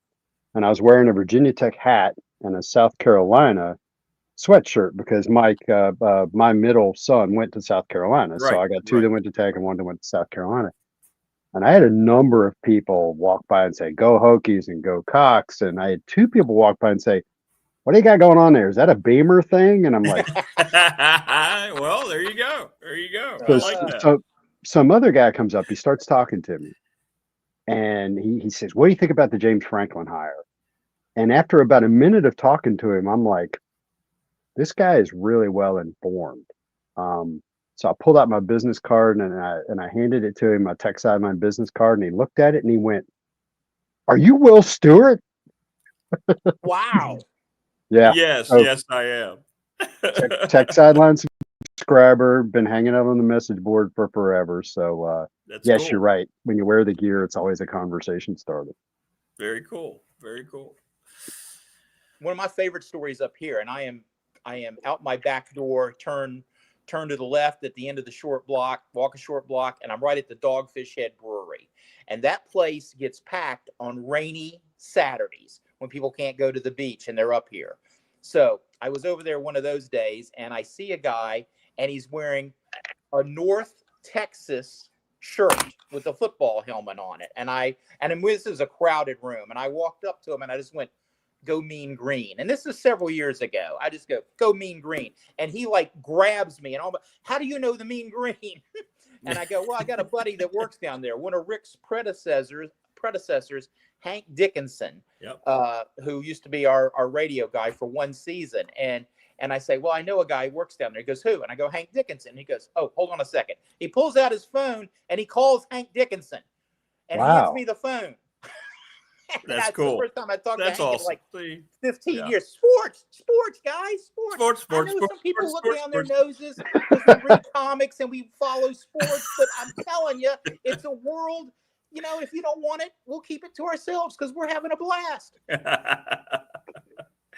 So one of the great things about being a Virginia Tech guy is that orange and maroon is such a unique combination, right? Yes. If you're orange and blue and you're walking around, you don't know if it's the Denver Broncos or the Cavaliers. That's red and black. Yeah, red and black is very common. So many, many years ago when I was living in Charlottesville, I was in the restroom of an establishment called Sloan's. Sloan's used to be a bar we used to go to in Charlottesville all the time. And I must have had some Hokie gear on because the guy next to me starts talking to me. He's like, hey, Hokies. And I'm like, yeah, I'm kind of busy. And I said to him what I just said to you. It's kind of fun wearing orange and maroon because it's really unique. And the guy said, well, I went to a school down in Texas that also is orange and maroon. And I was like, really? And unfortunately, the story falters here because I don't think he told me the name of the school or I forgot it. But he says that there's a school down in Texas that also wears orange and maroon. So that's why the guy reacted to me wearing Hokie stuff. Right. That's why I put orange. See, I put on our names. I did orange there to celebrate the orange for Tech. There you go. Sure. Burnt orange, right? See, that's more burnt orange. I can go bright orange. Chicago. Hey, so to bring the conversation back around the comic books, when I was at this show Sunday, Rick, I was specifically looking for old Amazing Spider-Mans, and when I came out of that show, I now own Amazing Spider-Man number 21. Wow. All the way up. They're almost to issue number 1,000 now. So now you're down to like 20 back, number 20 back. Is that where you are? I got to fill in 1 through 20, and this is when it gets really slow and really expensive. Yeah. What's that, Mike? Good luck with that. Those are pretty expensive. It's going to be a process. That'll be a process. It will. See, fortunately, I have complete control over the family finances, so my wife doesn't get to second guess any of my... Yell at you for that. Yeah. That's a good luxury. All I have to do is give her everything she wants, and then I can buy whatever I want. Yeah, exactly. All right, brother. Well, have a good weekend. We'll see if we get Jen on here. I don't know whether she's going to jump on. So I'm out of here, and you're staying on with Mike? Yeah, Mike's got to do his open mic coming up. He's got to. And then I got to run so Jen can come make her picks or whatever. Well, we'll see. Yeah. We'll see. She's at the airport or heading to the airport this morning. I don't know. She told me, so we'll see. She's kind of flighty that way. Yeah, exactly. Appreciate it. Have a good weekend, brother. All right, brother. Be good, man. Good to see you. Good to see you. Will. All right, Michael Ashley. How are you, man? Am I? Yeah, the light. I hate the light behind you. Like cuts out half your face. That's the problem. Okay, well, I'm gonna lean forward and just put my big bulbous head right here. That's all right. To block. Yeah, there's nothing I can do. This is the only corner of the house. No, hey, it's fine. Hey, we get to hear you. That's good. You look great. You look great. Yeah, it's not as good as the back cave. It's okay. Go ahead. Do your open mic. I always look for people. By the way, love it. I get all these comments. People love your open mic. Well, we'll see how they feel about this one. All right. So let me gear up here. Get the light on the halo around me just right because we're gonna go after some people here today. So the 12-team college playoff is here and everyone's happy. Wait, let me check the notes. Notre Dame is taking their Golden Dome and going home. Notre Dame is not going to play in any reindeer games or any bowl games, which seems on brand since they don't show up for their conference for most football games in their we're special and get to do what we want to do mode. They certainly accept conference trophies, championships, honors, and membership privileges in other sports, but eschew football full membership, which means they cannot be eligible for the conference championship. This would have been a pretty good year to be eligible for the ACC title, Notre Dame, because the stumbling, bumbling ACC pretty much left the door wide open. All the major conferences have too many teams to play a full league schedule that would likely preclude 5 lost teams winning rings. Sorry, Duke, but come on. It's not even really basketball season yet. And good luck hanging on to Manny Diaz if you Devils do it again or come close next year. One of many crimes committed against conferences and fans, thanks ESPN, is the consolidation that gave us the 16-team SEC, the Big 18, the Pac-2, and the Atlantic Coast Conference with 2 Pacific Coast and a Texas school. TV only knows geography in relation to the number of televisions in the Nielsen standings. With all the things we've lost in our college football, let's see, some traditional rivalries, the no I in team, unless it's itemized deductions from payments to athletes and former coaches, Marty Smith in Mississippi for a weekend. Let's see, what else we lost? Respect for Lane Kiffin and the ability for fans to drive to most road games. Maybe note or blame criticizing the ACC is just where we are now. If it's not apparent as far as ACC football goes, the inciting Irish need to poop or just get off the golden pot. The irony for the getting their Irish up is that one measurable I think we can't argue with is head-to-head matchups. That's what the Deep State Selection Committee cited in their decision to let Miami take their talents to the college football playoffs. And really, that's what sports are all about, right? Mano y mano, face-to-face, eyeball to eyeball, NIL pin number to NIL pin number. I think it's why the commercials are telling us to drink Modelo beer and be a fighter. Leave it all in the field. Our hearts and guts and spleen, not Modelo beer bottles, just to be clear. I'm hearing we need a bigger field of teams talk again. Hey, one more time. The football playoffs are special because not everyone gets in. Same with the NCAA basketball tournament, smart guys. Please, we're begging you, keep something special in sports when you're handing out all the TV money to the schools that already have all the TV money. So cue up the Radford Bobcat, Notre Blame fight song, as famed announcer Lindsey Nelson would tell us on Sunday mornings when I was a kid and ran home from church to turn on the TV. After exchange of punts and Jardians commercials, we moved to action further in the postseason. Notre Blame. I like it. I remember those vividly too, man. I didn't really understand. I thought the games were live. I didn't realize that my dad had to go, no, those were played yesterday. The Notre Dame game. Yes, not at noon. You know, that came under, wasn't there, the Virginia Tech football show, Notre Dame, and then right into the NFL Today. Right. It was the way to go. And if I hustled home, I could from church, which by the way was across the street from my house, which is why I could pull this off. I could see most of the Notre Dame show, and then was ensconced, but for the home couch advantage for NFL Today and Phyllis George's legs and all that. Yeah. Even then, Notre Dame had the cachet. Even then, right? That's part of why but that goes back to the 20s and stuff. If you've read any of that stuff in the old time football, which seems more like the new time football now, when they talked about, guys were eligible for 9 years and switching schools back then. And then the NCAA came in and supposedly fixed all that stuff. And then they just let it creep away again, so. Exactly. Yeah. I remember, let's see, what were some of the great Pudge Hufflinger from back then, Jay Berwanger, the first Heisman Trophy winner. There were some great names. Yeah, those are great names. It most sounds like something you'd make up to try to get some kind of, dirty talk going. But yeah, those are actual names. Those are the real guys. Yeah. Football names like Bronco Nagurski. Yeah. Where you got to run to? You said you got to run. Where are you going?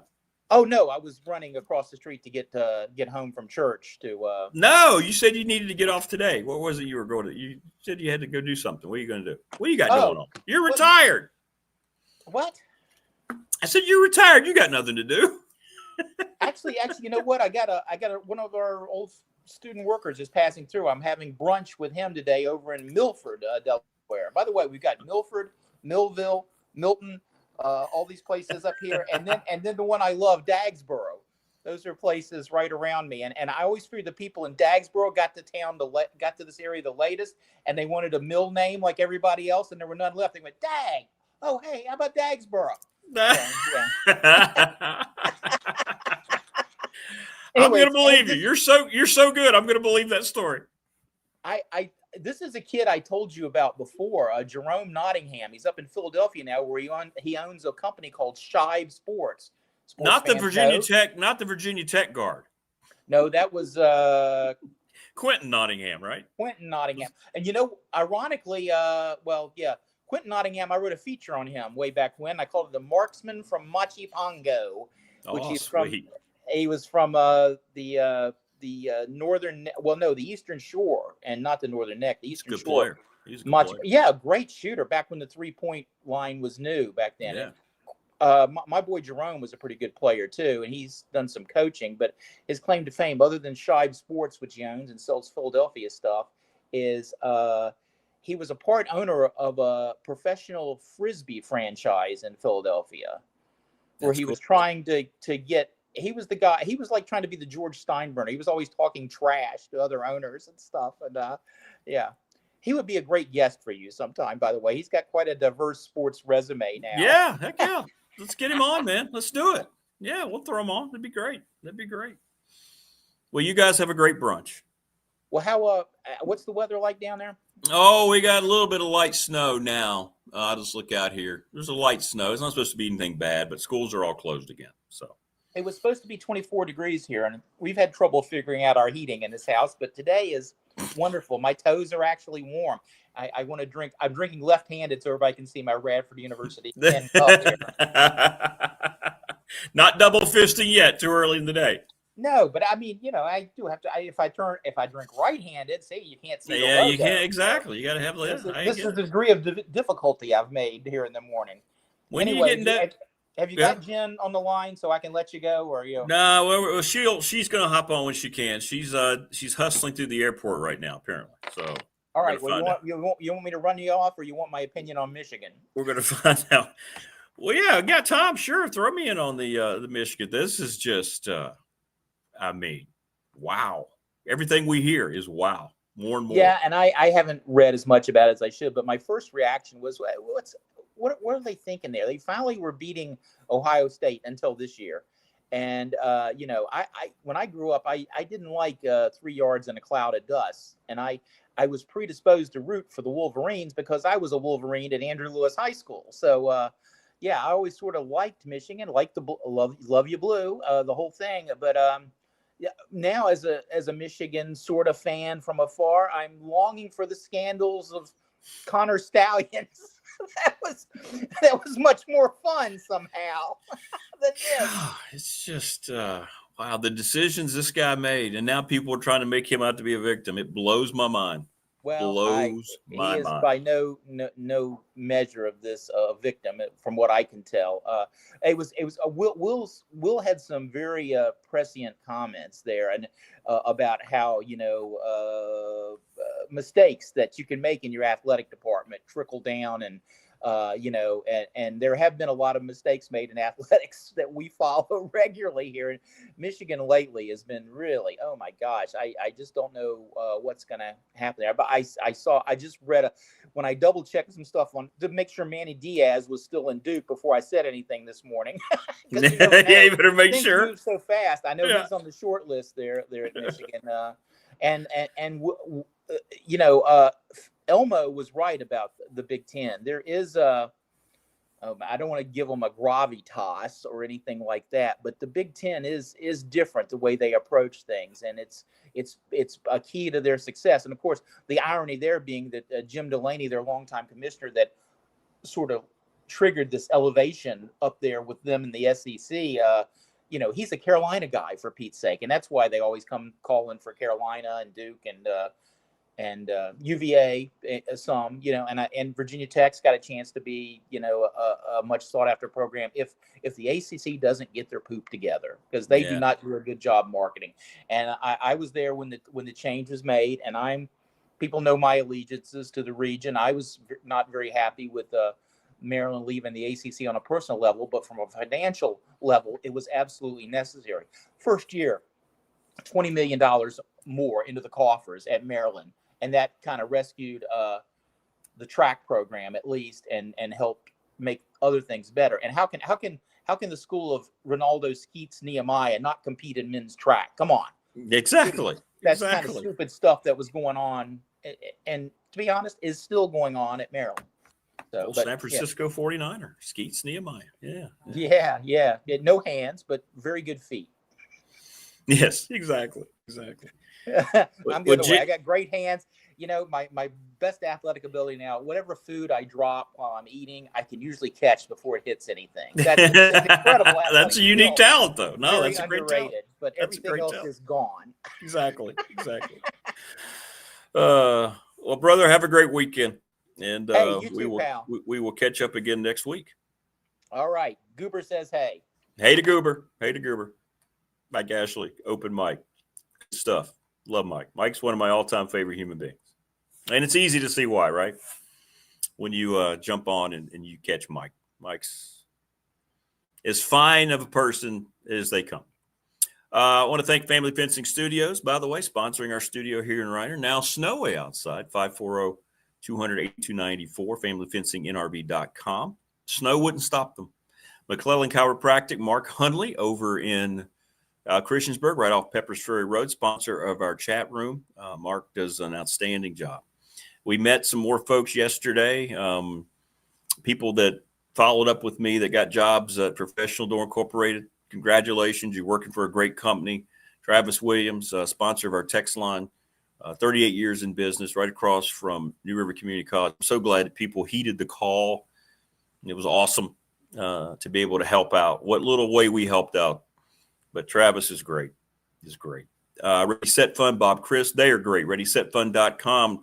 Read up on it. I know I did when I went to the website. It's really cool. BobChrist11@gmail.com, CRIST. He's the brother of Dave Christ, the Hall of Fame football coach. And if you've got an organization, you need to raise some money, it's a text message plan. Ask Floyd County Girls Softball, $4,000 in 5 days. Yes. BDST Fan Question of the Week by the attorney Ryan Pry, 701 West Main Street in Radford. And the winner is, those of you that responded, 71 of you did not like Brent Pry being named the defensive coordinator. That won this past week. Charles Lee, Little River Heating and Air, 1095 Radford Street in Christiansburg, 540-553-2971. They are the best, and they will come out in the weather too. They're not going to be upset by that. National Bank member FDIC, the exclusive banking partner, BDST. My exclusive banking partner for 35 years. They're the best. If you need a new bank, go see them. Just go talk to those folks. They're great. And yesterday we had Tim Miller on, Pulaski County Sports Entertainment, the presenting sponsor of BDST here on YouTube. And just so excited. Everybody was talking about how excited they were. Just hearing, again, somebody from that organization here on the program. Thanks to the NRV Super Bowl. It's the area's leading entertainment center. Give them a call, 540-382-5525. Reach out for Amanda or Terry. Sarah Williams is the bowler of the month. She hit 288 and 271. Wow. Those are two high games. And they got a lot of great stuff, and we're going to do a lot more stuff with those folks. Lawson's Mobile Home Supply has been the place to go for manufactured home parts since 1997, 300 North Franklin Street in Christiansburg. Give James a call, 540-381-8011. Go to Harvey's Gym in Radford if you need your vehicle serviced, or if you want a new or used vehicle. They're the best. Go see them. They are the absolute best. They really are. Love those folks. Thanks to Brandon at Top Shelf Apparel. Right in Pulaski. Give them a call. Screen printing, embroidery, laser engraving. They're the best, too. All these people are just wonderful what they do. It's awesome. And thanks to everybody at the Montgomery County Chainer, Steve Bufato and all the folks that they're doing. We're going to do some more things with them coming up. Great stuff.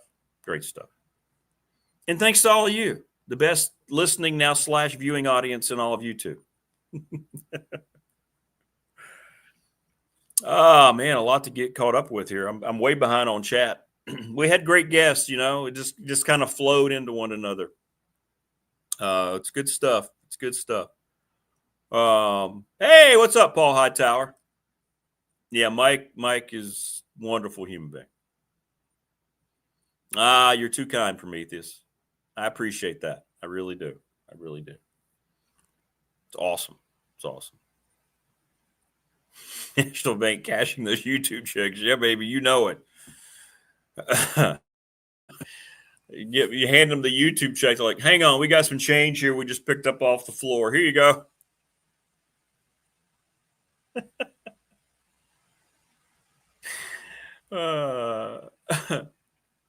Jen is getting from one place to the other. She just texted me. She's on her way to Orlando to see Holly.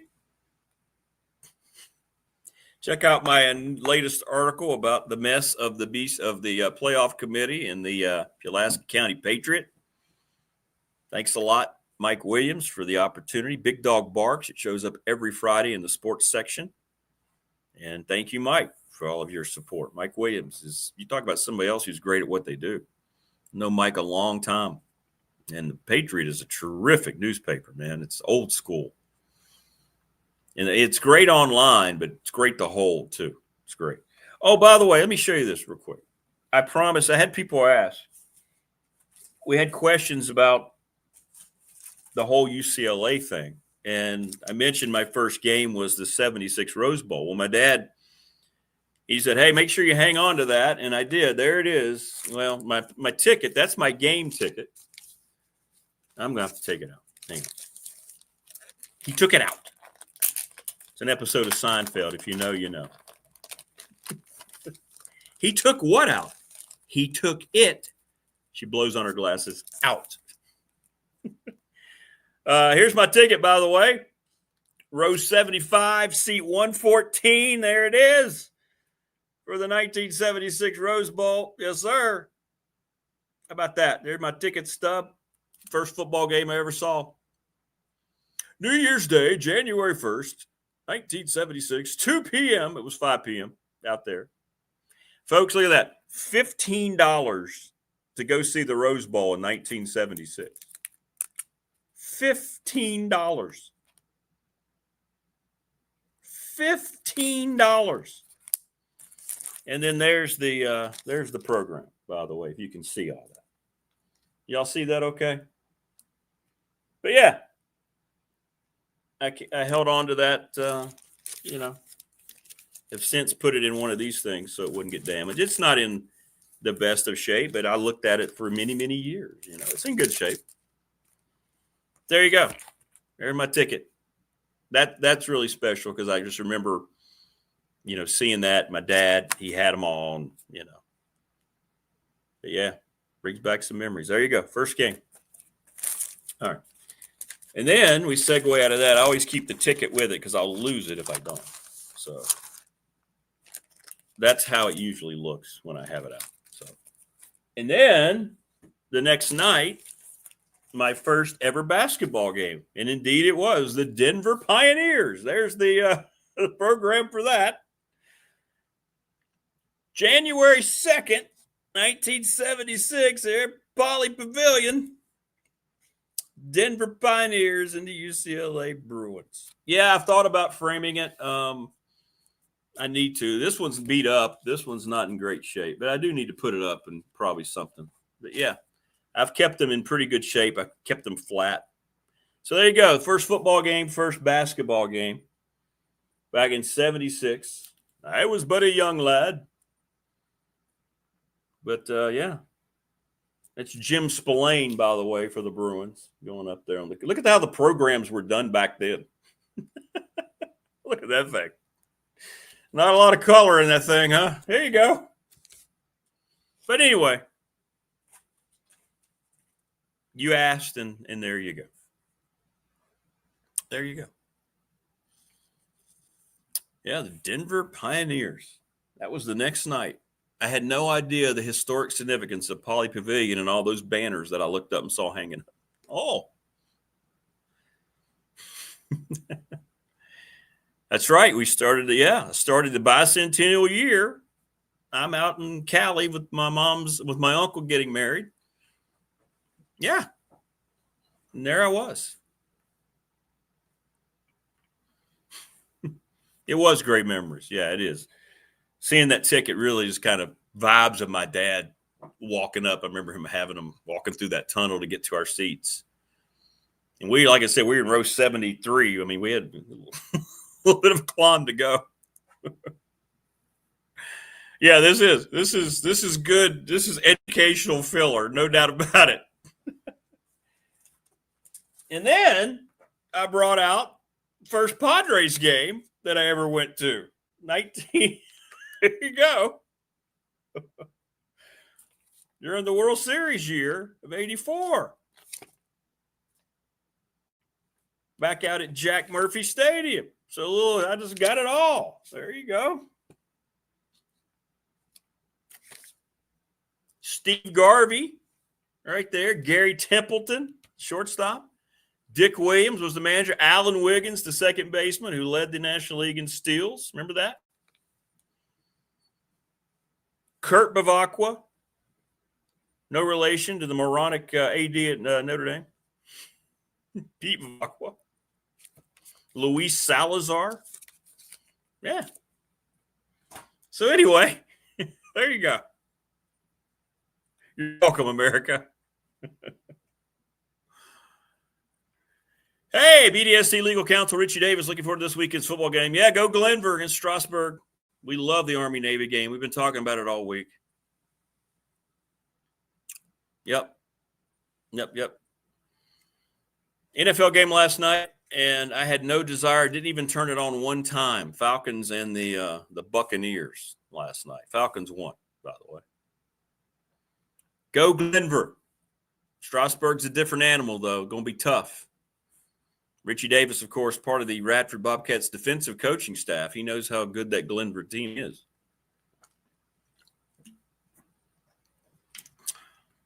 Yeah.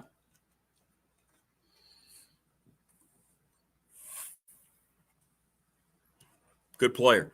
I hope they can figure out. Defense is really good. That defense could keep them around in that game until they make a play or two. I hope so. I hope that's the case. But thank you, everybody, in the text line. It's good. People enjoyed seeing the old programs. But anyway, that's my lifelong UCLA link, if people want to know why. So there. Yeah, Army-Navy game, 4 hours to paint the helmets, whatever theme they come up with. That's one I'll never have a problem with, alternate uniforms, because they're always doing something for tradition for each of the academies. Love the Army-Navy game. It's just special. It's so good. So good. Talk about interviewing Coach Wooden. Don't ever just say Wooden. He's Coach Wooden. Oh, my picture with Aaron Andrews? Yeah. We got to hang out with Aaron Andrews pretty well, didn't we? Yes, we did in Nebraska. Oh, wait a minute. Guess who? Where is she? Let's play the game. Where in the hell is Jen? There she is. How are you? Hey, I hope this is working. Can you hear me? Yeah, you look great. Sounds great. Okay, good. I'm in the Admirals Club in the airport. Oh, the Admirals Club, huh? It's not all bad. Hey. So, why don't you let people know where you headed there, Jen? I'm going to Tampa this weekend. You're going to Tampa? Who are you going to go see? I'm going to go see Holly. Oh, yeah. Your favorite. Watch out, Tampa. Your town won't be the same. You deserve a little leisure, right, after that god-awful football season. You deserve it. It's just a reset, a palate cleanse. A palate cleanse? Yes. Is this a weekend thing, or are you staying for longer? Is this just a... Just a weekend, because next week I have to go to Chicago for work. I do, Tuesday through Saturday. What do you do? What do you work? You're the head of the USC School of Music. I am not. That's the dean. Oh, no. Well, what are you doing in Chicago for work? It's the biggest band conference in the world. What does that mean now? What's a band conference? Like, what do you guys do there? Seriously, I don't know. A lot of performances from groups that have provided essentially auditions to get reviewed. And it's a huge honor to perform there. Oh, cool. So you have kids. Oh, okay. You have kids performing there. More alumni, usually. More alumni. There's some Okay. high schools and middle schools, but a lot of professional kind of groups too. And there's an exhibit hall. It's the biggest exhibit hall, I think, in the United States at McCormick in Chicago. And it's all instruments and sheet music and equipment that bands need, uniforms, everything. And we run our booth for the University of South Carolina to represent there. Oh, okay. Okay. Paul says he's leaving Chicago right now. He's leaving today. He says it's very cold, 12 degrees tomorrow. Good luck. Did you wear your parka? I'll be prepared. Oh, yeah. Sellers should pay back USC that $2.5 million. Who said that? Prometheus, bringer of fire. Whatever. It wasn't all his fault. A lot of people to blame for that. Well, the head coach. That's who you blame. That's who you blame, right? I personally blame. Did we lose you? Hang on here. You're frozen now. There we go. That's okay. I know airport wireless. I get it. Sorry. We've Sorry, not the best of conditions. That's okay. It's okay. You're kind of freezing up on us a little bit. There we go. That's a little better. That's better. Now you're moving around. Okay. Now we got you. Okay. Sorry. I'm using No, the you're Wi-Fi. good. Hey, no, look, I appreciate the effort. It's cool that you're even doing this, considering that you're. So where are you going now? Where are you right now? I'm at Charlotte Airport and I'm flying to Tampa shortly. Okay. What time's your flight? 10. I got a little time. No. I just landed from Columbia. Okay. All right. So Columbia to Charlotte straight into Tampa. So you'll be okay. Oh, okay. Okay. Everybody says Sellers is leaving South Carolina. Are you going to be very upset? I am going to be upset. Yes. I don't know if he's going to leave, though. I'm not totally getting his vibes. You know how for years you gave me a hard time? You've always given me a hard time about the whole UCLA thing. I brought my reason why, the 76 Rose Bowl. Oh, that's pretty fun. Yeah, people were asking. So you've never seen it. There's my ticket. There's my actual seat ticket from the game. First football game I ever saw, right there. Yeah. It's a shame you couldn't go somewhere closer to home in the South to see your first game. Somewhere that wouldn't turn into a horrible football environment. Yeah. Yeah. Yeah. So we're a little closer, more indicative of your culture, Yeah. growing up in Dublin or Well, wherever you grew up. That's where family was, you know. I had to go. I didn't know. I didn't book the flight. I didn't know where the hell I was going. That's what I think about when I look around to see all those kids near me at the Gamecock games. I think, oh, all right. So all the peeps. So the peeps are giving you up and down about Sellers. Deal with the reality. Denial's just a phase of grief. Are you going to root for him? What if he goes to another SEC school? Whoa. I'll always root for him. What if he becomes the next quarterback at Clemson? Oh! I would still root for him. I think he's an awesome guy. What is it about Lenore Sellers? What is it about him you like so much? Because he's not that good of a football player. Did you see him last year? Last year. Think about last year. That's the Sellers I know and love. What did he do as the field general of the preseason number 13 ranked Gamecocks? Stop. So if he became the quarterback at Clemson, you would still pull for him. Yes. Wow. Good. You haven't had this kind of feeling about a quarterback since what? What's the kid's name whose jersey you have? Connor Shaw. I love some Connor Shaw. Oh, I know this. He's number one, but Sellers is right behind. I mean, is he that good of a kid? I don't know anything about him other than he was overpaid and underperformed. I mean, he's pretty quiet. I don't know him that well personality-wise. It's just more about how he won my admiration last year. He's very scrappy. He wasn't scrappy this year, though. Last year. It's not his fault this year. I just don't feel like he was properly developed and the system wasn't set up to capitalize on his strengths. Well, he got a big increase in pay, and he didn't really earn it. Kind of capped out totally his fault, though? Is it? I mean, they're Well, alleged grown-ups, really. Well, I know. I but feel like you are the quarterback. You are the quarterback. I mean, you are the team leader. I mean, I think it's not always somebody else's fault when you're the quarterback. I would give him 25% responsibility for it, and 75% alleged grown-up, very well-paid people who could make more money than he did. That's true. Wayne says you almost like him as much as Rick likes Trevor back at Clemson with his flowing locks. And it was always the flowing locks that did it for me with Trevor. No question. You always praise that. Yeah. Mm-hmm. Hey, everybody's asking in chat. Well, Jen's getting a lot of reaction today. Well, of course she is. She's going to go see Holly. What's your thought on the new OC, new offensive coordinator? I'm pretty psyched about him. I think. Yeah, give it. What is it about him? Yeah, tell us about him a little bit. Well, first off, it's a tough situation to hire someone when we're not having the best team right this second. When your program's in the dumpster? Yeah, I get it.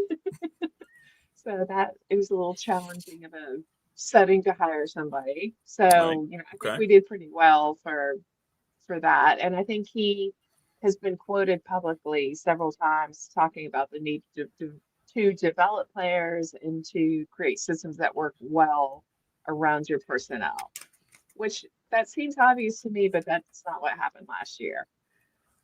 What number offensive coordinator is this for Shane Beamer? Like somebody's asking. Not even trolling. I don't even know. I'm going to guess 4 or 5 maybe. How many years has he been the head coach? 5. A new OC every year? Is that what you're telling me? Well, all right, hold on. Let me think that through. I know you'll know the answer, so.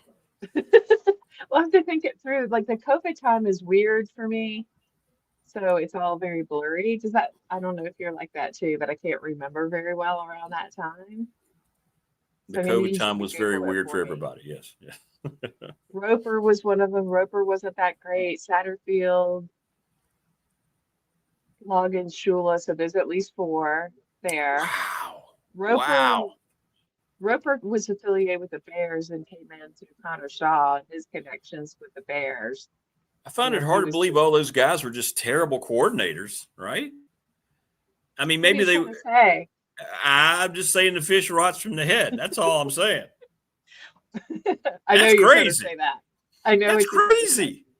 That's crazy. Like, that says more about your head coach. That says more about your head coach. Look at the stats for all of them underneath Beamer, and the best performing of them was Loggins.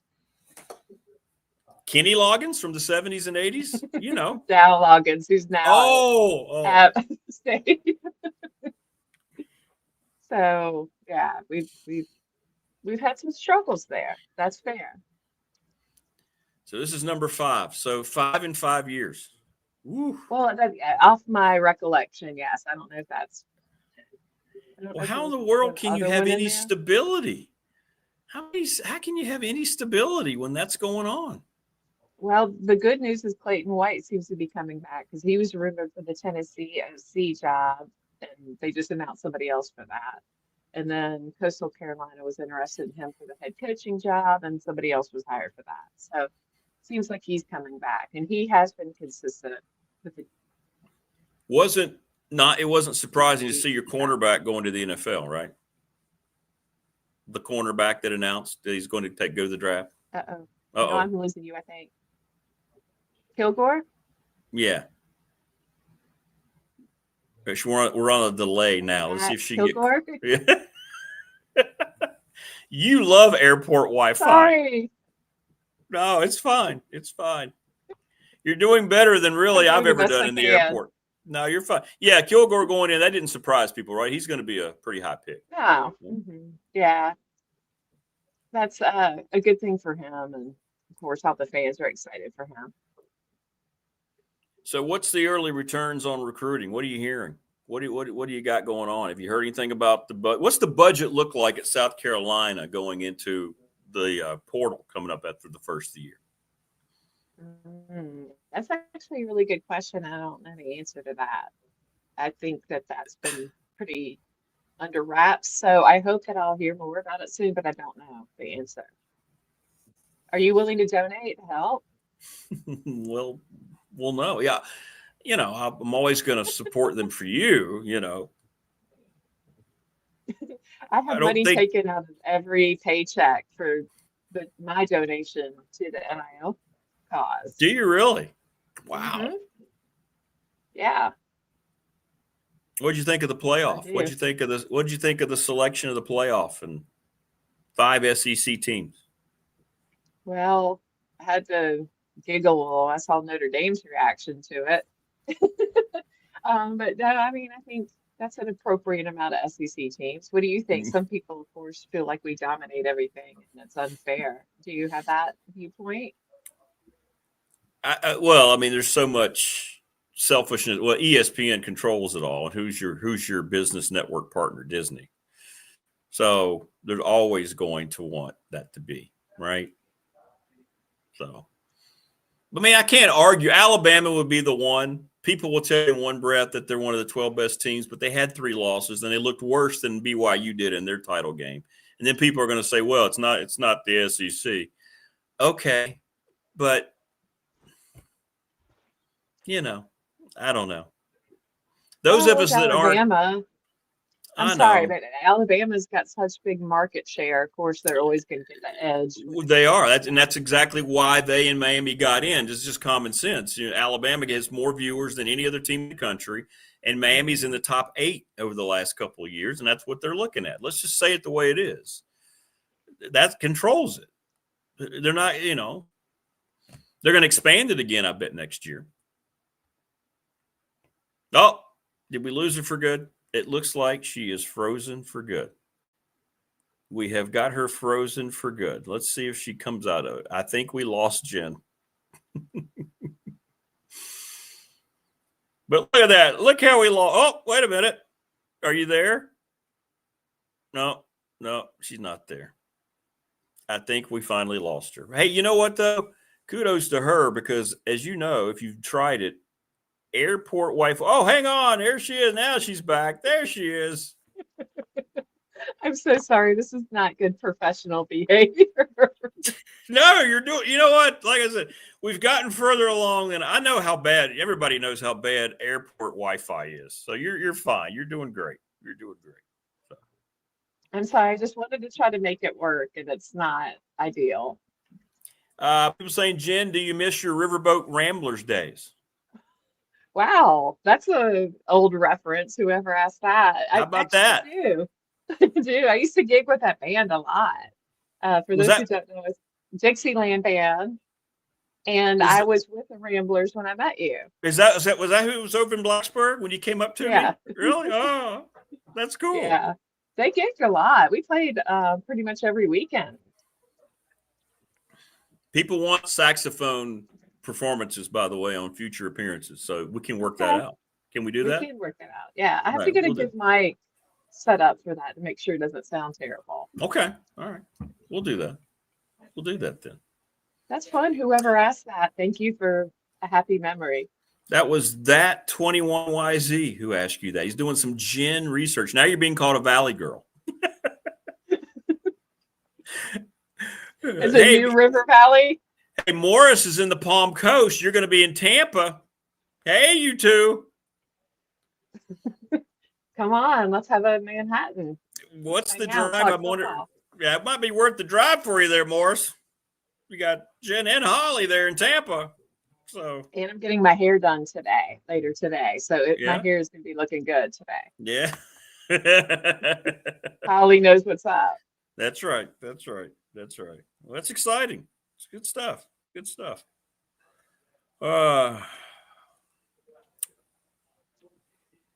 What else by the way, congratulations. I believe you've won. Now, we don't include the bowl. We do the bowls together. but we don't do the bowls as part of our season. So you're going to be in our BDST, our ESPN Bowl Mania group. But congratulations. I believe I did not catch up with the championship weekend. Thank you. That's very classy of you to point that out. I think I ended up 3 games up. Yeah, I had to take some risks during championship. You got a little reckless with it. I got a little careless. Yeah, I did. But and good news, I think I told you that I thought my fantasy football season had ended, but it turned out I'm fine and I'm in the playoffs. So you rallied there. Look at you. Yeah, so I'm happy about that too. Well, I mean, if your real football teams are god awful, like they are, your South Carolina Gamecocks, which is just a deplorable, Washington. Mm-hmm. You might as well have your other stuff working out. See there? See how you balance that thing out? See how things balance out for me? Just kind of worked out. On one end, you're up, and then you're down. Now you're – sorry, it's a Seinfeld reference. Sorry. I sort of kind of remember it. I do like Seinfeld. I do sort of. It's my favorite episode, the opposite, where George is and then everything evens out for Jerry, and he's all happy because he never changes. Yeah. Well, I want to know, do I win a BDST? How to think about that T-shirt? What do I win? What do I get? Oh yeah, I can get you a T-shirt. Yeah, we can get you a T-shirt. What size you wear? I've got medium, large, extra, and 2X. We don't have the smalls in yet. Are you a small? No, definitely not a small. You're very tall. People don't realize that Jen's like 6'3". This power forward body is not a small. It will never be a small. Probably a medium. Dudes love power forward bodies. Come on, we don't want little. Yeah. I don't think I have ever worn a small. A medium? Yeah. I'll do the yes. Since you won you'll get your T-shirt. How's that? Thank you. That would be a great prize. That'll be your T-shirt. Yeah. Even Steven. That's right, Paul. Even Steven. Well, listen, thanks for jumping on. We appreciate it. I know it's you went to great lengths to be with us and the peeps. That means a lot. So thank you. I'm trying. I'm sorry it wasn't. No, you don't need to apologize. It's great. No, it's great. You can't help airport Wi-Fi. You did great. I'll be in Chicago next week when we talk, but I'll be able to be in my hotel room and have a better setup. Yeah. You know, in Chicago, I've never had a problem. Yeah, you'll be fine there. You'll be fine. I think some of the biggest internet companies in the world reside in Chicago. You should be okay. We'll be good to go. All right. Be good. Stay safe, and tell Holly Rick says hey. Oh, I will. I'll pass along your greetings. And thanks for having me on and dealing with all of this. No, you were great. And make sure you send some pics and we can maybe share them next week when you're on. Okay. Deal. Right? Sure. All right. Come on. You got to go dictate your weekend. Keep a log and share it with us. At least what you can. Maybe a few highlights. Yeah, I got you. Well, stay safe on your next flight, and you guys have fun. Thank you. Have a good weekend, darling. All right. We'll see you in Chicago. Be good. There you go. Bye. Jen, the Gamecock girl from the airport in Charlotte. Good stuff. She did great. That was great. I didn't think it was going to work that well. Who is Holly? Well, I don't think I have the Jen Holly picture anymore. Jen, will you send the picture of you and Holly again? Jen.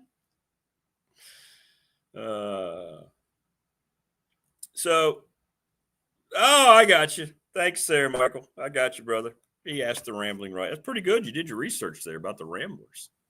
Yeah, we got pics. I don't think I have it, though. Not anymore. I used to. So now today, got to drive to Wise, pick up my son whose car died. And it's not the battery, and we're going to have to get somebody arranged to fix it while he's gone. But that's where I'm headed today. And then later, we have to do the abscess surgery on my Balboa Creed. Oh, look. Here's me and Aaron Andrews. Look at that. That's what I'll have to get it on here better, though. There's me and Aaron Andrews. Yeah. Look how skinny I was. That's when I was really good shape. Look at that. That was at Nebraska when me and Richie were there watching the Cornhuskers, watching Tyrod Taylor just riddle the Cornhuskers. And then we went to see the Broncos, the Chiefs in Arrowhead Stadium. There's zero chance I'm going to find this picture of Jen and Holly. I'm trying, but I don't know where that would be. So anyway, we'll get her to send it again. Morris says, I can't imagine hanging with Jen. Probably be mind twisted for a month. Yeah.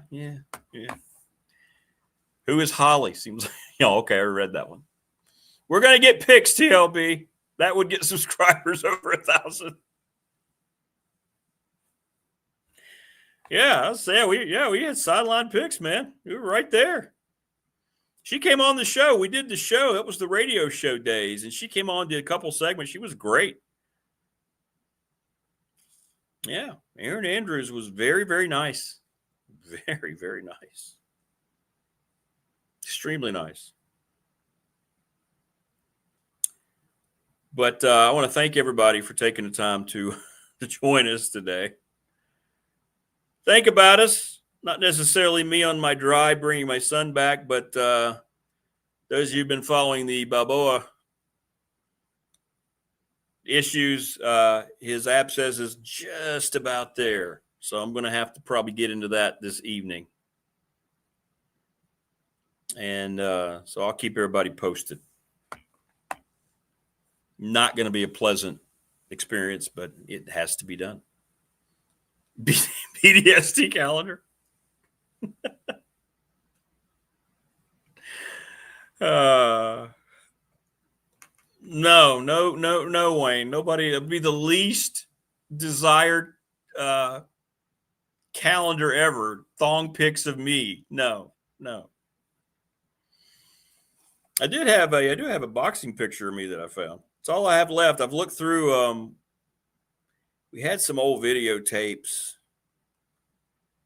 and I looked everywhere before, when my mom passed, we went through the house, and I was trying to find some of that stuff, and I just couldn't locate it. I don't know if it got tossed. But there were some remember, speaking of VHS tapes, we had some VHS tapes of a few of my fights. Yeah. That would have been cool to get transferred over to disc or something and watch it. That'd have been cool. That would have been cool. But anyway, thanks for a great week. Thanks to Coach Elmassian for joining us today. Thanks to Will, Mike, and Jen. Great stuff. And thank you. You always make it fun. I hope everybody enjoys the weekend. We got Army, Navy. Good luck to Glenver, as Richie said. And we'll start getting into the playoffs soon. If you haven't done it, go find in the ESPN Bowl Mania, Big Dog Sports Talk. Let's join it and let's have some fun. You guys are all eligible for whatever prizes we come up with. I'm going to be in there. Jen's going to be there. Some of our other people. But we're not eligible. We're just in there to kind of pick against you and one another. BIG, DAWG, Sports Talk, 4 words. If you just type it in to the Bowl Mania, join. It's free. Costs nothing. And we'll see how we do in the world of the bowl picks. I mean, the bowl season's kind of pointless, so it gives us something to at least be interested in following it, right? But thank you again for a great week, everybody. You always make it special. Stay safe. We'll see what kind of news breaks with James Franklin's staff, the Michigan mess, whatever else. Enjoy Army, Navy tomorrow. If you're around Dedmon on Sunday, come see us at the Dedmon Center, Radford and Coppin State at 2:30. Everybody stay safe. Thank you, TLB. Yeah, it's about a 2.5-hour drive. I think once I get down the road a little bit, I should come out of this weather a little bit. Just glad to get the boy back home. Everybody be good. Have a great weekend, and we will see you on Monday.